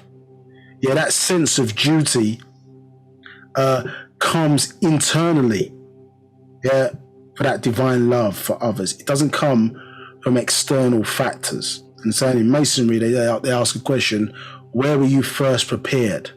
Yeah, and the answer, well, I'm not going to say what the answer is, but the issue is, where is it coming from? Is it an external driver, or is it an internal driver?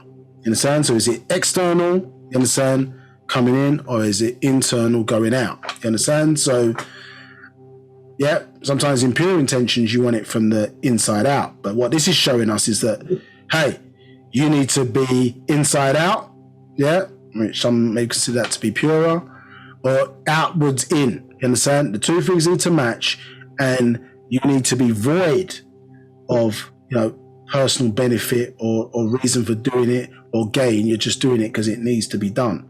You understand? So therefore, by doing it, then it doesn't need to be done. And interesting enough, if you think about the Holy Tablets, I think it's in chapter 1, it speaks about prayer, and it talks about that pure prayer is going into that temple invisible. So you're not asking for anything. So you think about that pureness of that prayer. It's not asking for something. Actually, it's thanking for what we have already received. Do you understand? Which is helping us to make, that connection. Understood? Yeah. And prayer, obviously, the art of speaking without listening, and meditation, the art of listening without speaking. You understand? So the two go hand in hand. So this is going into the prayer system with like zero intention other than to thank and just to connect. Even that, takes a lot of practice, for concentration not to flip, you understand, thoughts not wandering, so on and so forth. So you can see here, just by virtue of the fact that we are given a lot of times to achieve it, there must be many things within our lifetime which triggers a reason why we might not ascend, or why we have to go back, or do you understand what I'm saying? Now, some people may live this life and boom, absolutely ace it and ascend to the next level, but you're still working towards achieving this tatmum, or perfection. So this is why it's interesting, important, and not only useful verse, because you know what you're working towards. You understand? And one of the things that's expressed in Mother Circle of Existence, for example, of how we even navigate, or what we must achieve, I should say, within this lifetime, is by doing something for humanity. So one of the tests that would enable us to transition successfully is doing something for humanity. It doesn't have to be necessarily something massive, you understand? You don't have to be Kwame Nkrumah, you understand, or something of that nature where you're affecting 100,000, not millions of people with your actions or activities, but it does have to be something that stamps your mark, so to speak, where obviously for humanity is other than for self, where you might benefit from it, but it's other than for self. So you must achieve that within this lifetime. And so we'll speak more on the different cycles in the next box. We've run over time by about 40 minutes or so. So any other burning questions before we disappear for at least for today? Yes, this is from Anonymous, and I think this refers to a question that Anonymous asked earlier. And the question is, this was referring to the relative transitioning, and the question goes, I asked that question because that's what I saw at my cousin's funeral. Tears were coming out of his eyes while his dead body was laying in the coffin. But another thing I also noticed was, before I received the news that he had transitioned, I saw a star shoot from across the sky. So what does that mean? I mean, it's difficult for me to say in terms of correlating the two things together. So just to be a bit more helpful, I suppose, the two things could completely unrelated to each other. If I'm completely honest, obviously, if there is a connection, then the best person placed to see that is yourself. You understand, in that regard, because you were there, you saw it, and then therefore can see the connections. As I say, we will go into this more in the next part of this, but just maybe to help a little bit. Now, if, for example, when a person transitions, I'm not sure about particularly shooting stars, remember that the person's when we have this thing called a balloon, so we have a thing called a balloon ceremony, where you see people dressed in white, because white is the color associated with death, and then you see people, as I say, by the graveside when the body's, whatever's been done, it's been buried or person been cremated, whatever the thing is. You have balloon ceremony, which basically is releasing balloons with messages on, which then obviously you can see them ascend into the air. So what happens is that when a person transitions or they die, the soul basically smashes like a piece of broken glass, into many cars, and depending on the person's last thoughts or thinking, it then these pieces of the person they like ascend, to different ether levels based on the person's last thoughts or thinking. And so I suppose you have to be cognizant of these types of activities which are taking place, because a person, if it died in maybe a negative situation or whatever, sometimes aspects of themselves can end up in the wrong place. You understand? So they end up in lower ether ranges because the person's last thoughts in that was negative. So if you take a picture of a person, for example, with what they call a Kirlian photograph, it captures a person's aura, and it's like a kaleidoscope of different colors, and that's based on your emotional energy, isn't it? Yeah, so it can be a kaleidoscope of different colors, but those colors represent positive, negative energy ranges. And so if you imagine, these different aspects can end up in places where they should be, above 7 or between the 7 and 9 ether ranges, which will always be of your own ancestry, but below 6 and below will always be of somebody else's ancestry. So we never want aspects of ourselves to end up 6 and below. So there are aspects of things that take place when a person transitions, and part of that, which we'll get into more in detail in the next part, is that you sort of need to be free of certain ties in order to transition comfortably. And so within a certain period of time, people will try and appear to people, or can get permission to appear physically to people, or say physically, but appear so the person can see them, in order to address or comfort certain family members, or even friends, can request to see a person, and they have to be patient over time. That will happen where people get visits, or maybe seen in dreams and things of that nature, when a person's just trying to alleviate a certain anxiety or fears, or might just say, look, I'm good, I'm okay, etc., which enables you then to basically move on without being tied to here, because you need to be able to leave everything behind and move on successfully. If you've got thoughts or guilt or different things of that nature, that can hold you back from ascending. You understand, in a pure-ish kind of way, because remember, thoughts attract things. So if you're held here because of certain thoughts tied to things physically, then that can hold you here, you understand, or trap you in some senses.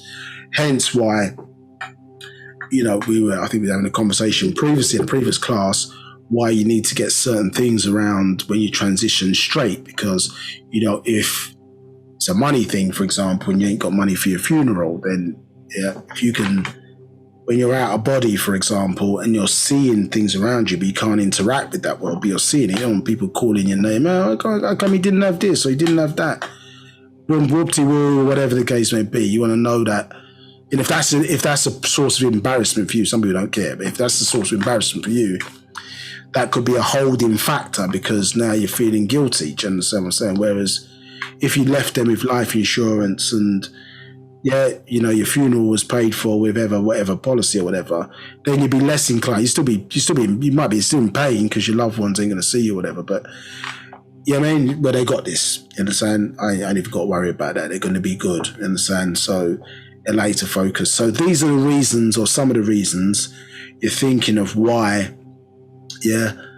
certain things can happen post death. I'm not aware of any connected shooting star phenomena, what's called a shooting star, which sometimes can be meteorites or comets traversing the skies, etc., connected necessarily to a signal or symbol of a person dying.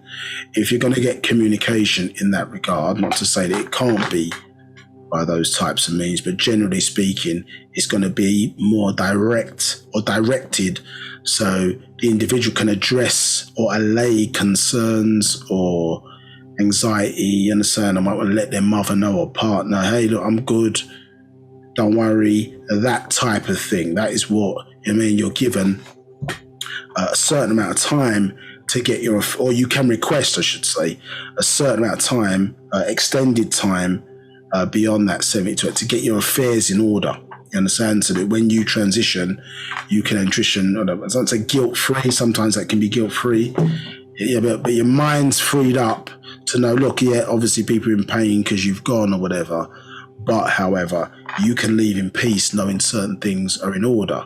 The difficulty, obviously, for the person who's transitioned and obviously the people left behind, so to speak, is that if we're not spiritual, we're not vibrating on the right frequencies, it'd be difficult to get in contact with individuals because it's not been part of our culture for so long and been normalized, then people can be fearful of it or they might be vibrating on the right frequency. So you've got limited ability to interact with the physical world, you understand? So, in some instances, people may have the power, to move objects and things, or you're trying to catch a person's attention. But if they're of a low vibrational frequency, it's going to be difficult to communicate, you understand? Or even a person even accepting that, or if something did happen, that you could scare the person. Do you understand what I'm saying? So there's a lot of factors in there, which now, as we're getting to know about these things, or we can teach others about these things, then you're in a better position for people to expect what is taking place. They know about it, and therefore they're not fearful or scared in those scenarios or situations. So in conclusion, I can't attest to about a shooting star connection. You probably know better what maybe that represents because you personally are the one seeing it to make those connections. But you have to understand, in order for you to transition, maybe guilt-free or with no ties sort of thing that's holding you back, then certain times we need to be able to get things in order to transition. And so part of those options, which we'll say we'll go through in the next class, maybe that you go back, excuse me, maybe you have to go back. There's some situations where you have to be born back into your own line, and there's some situations, for example, where your life can be reset to a certain point. But as I say, we'll go into that in detail in the next part of this class. Any other final questions before we close out? There are no final questions. Okay, so we're back, I think, on the 3rd of July. I think, if that is correct, let me just check my calendar so you get the right information. 3rd of July, next class. What I'd like to say, obviously, this next Sunday is the Master Teacher's birthday, or New Year, I should say. And obviously the start of our new year. So if whatever you're doing, enjoy the various different celebrations taking place around the world. Keep the freedom of the Master Teacher in your thoughts. Positive thinking, obviously want him to be out another year. in that hellhole is not really a good or positive.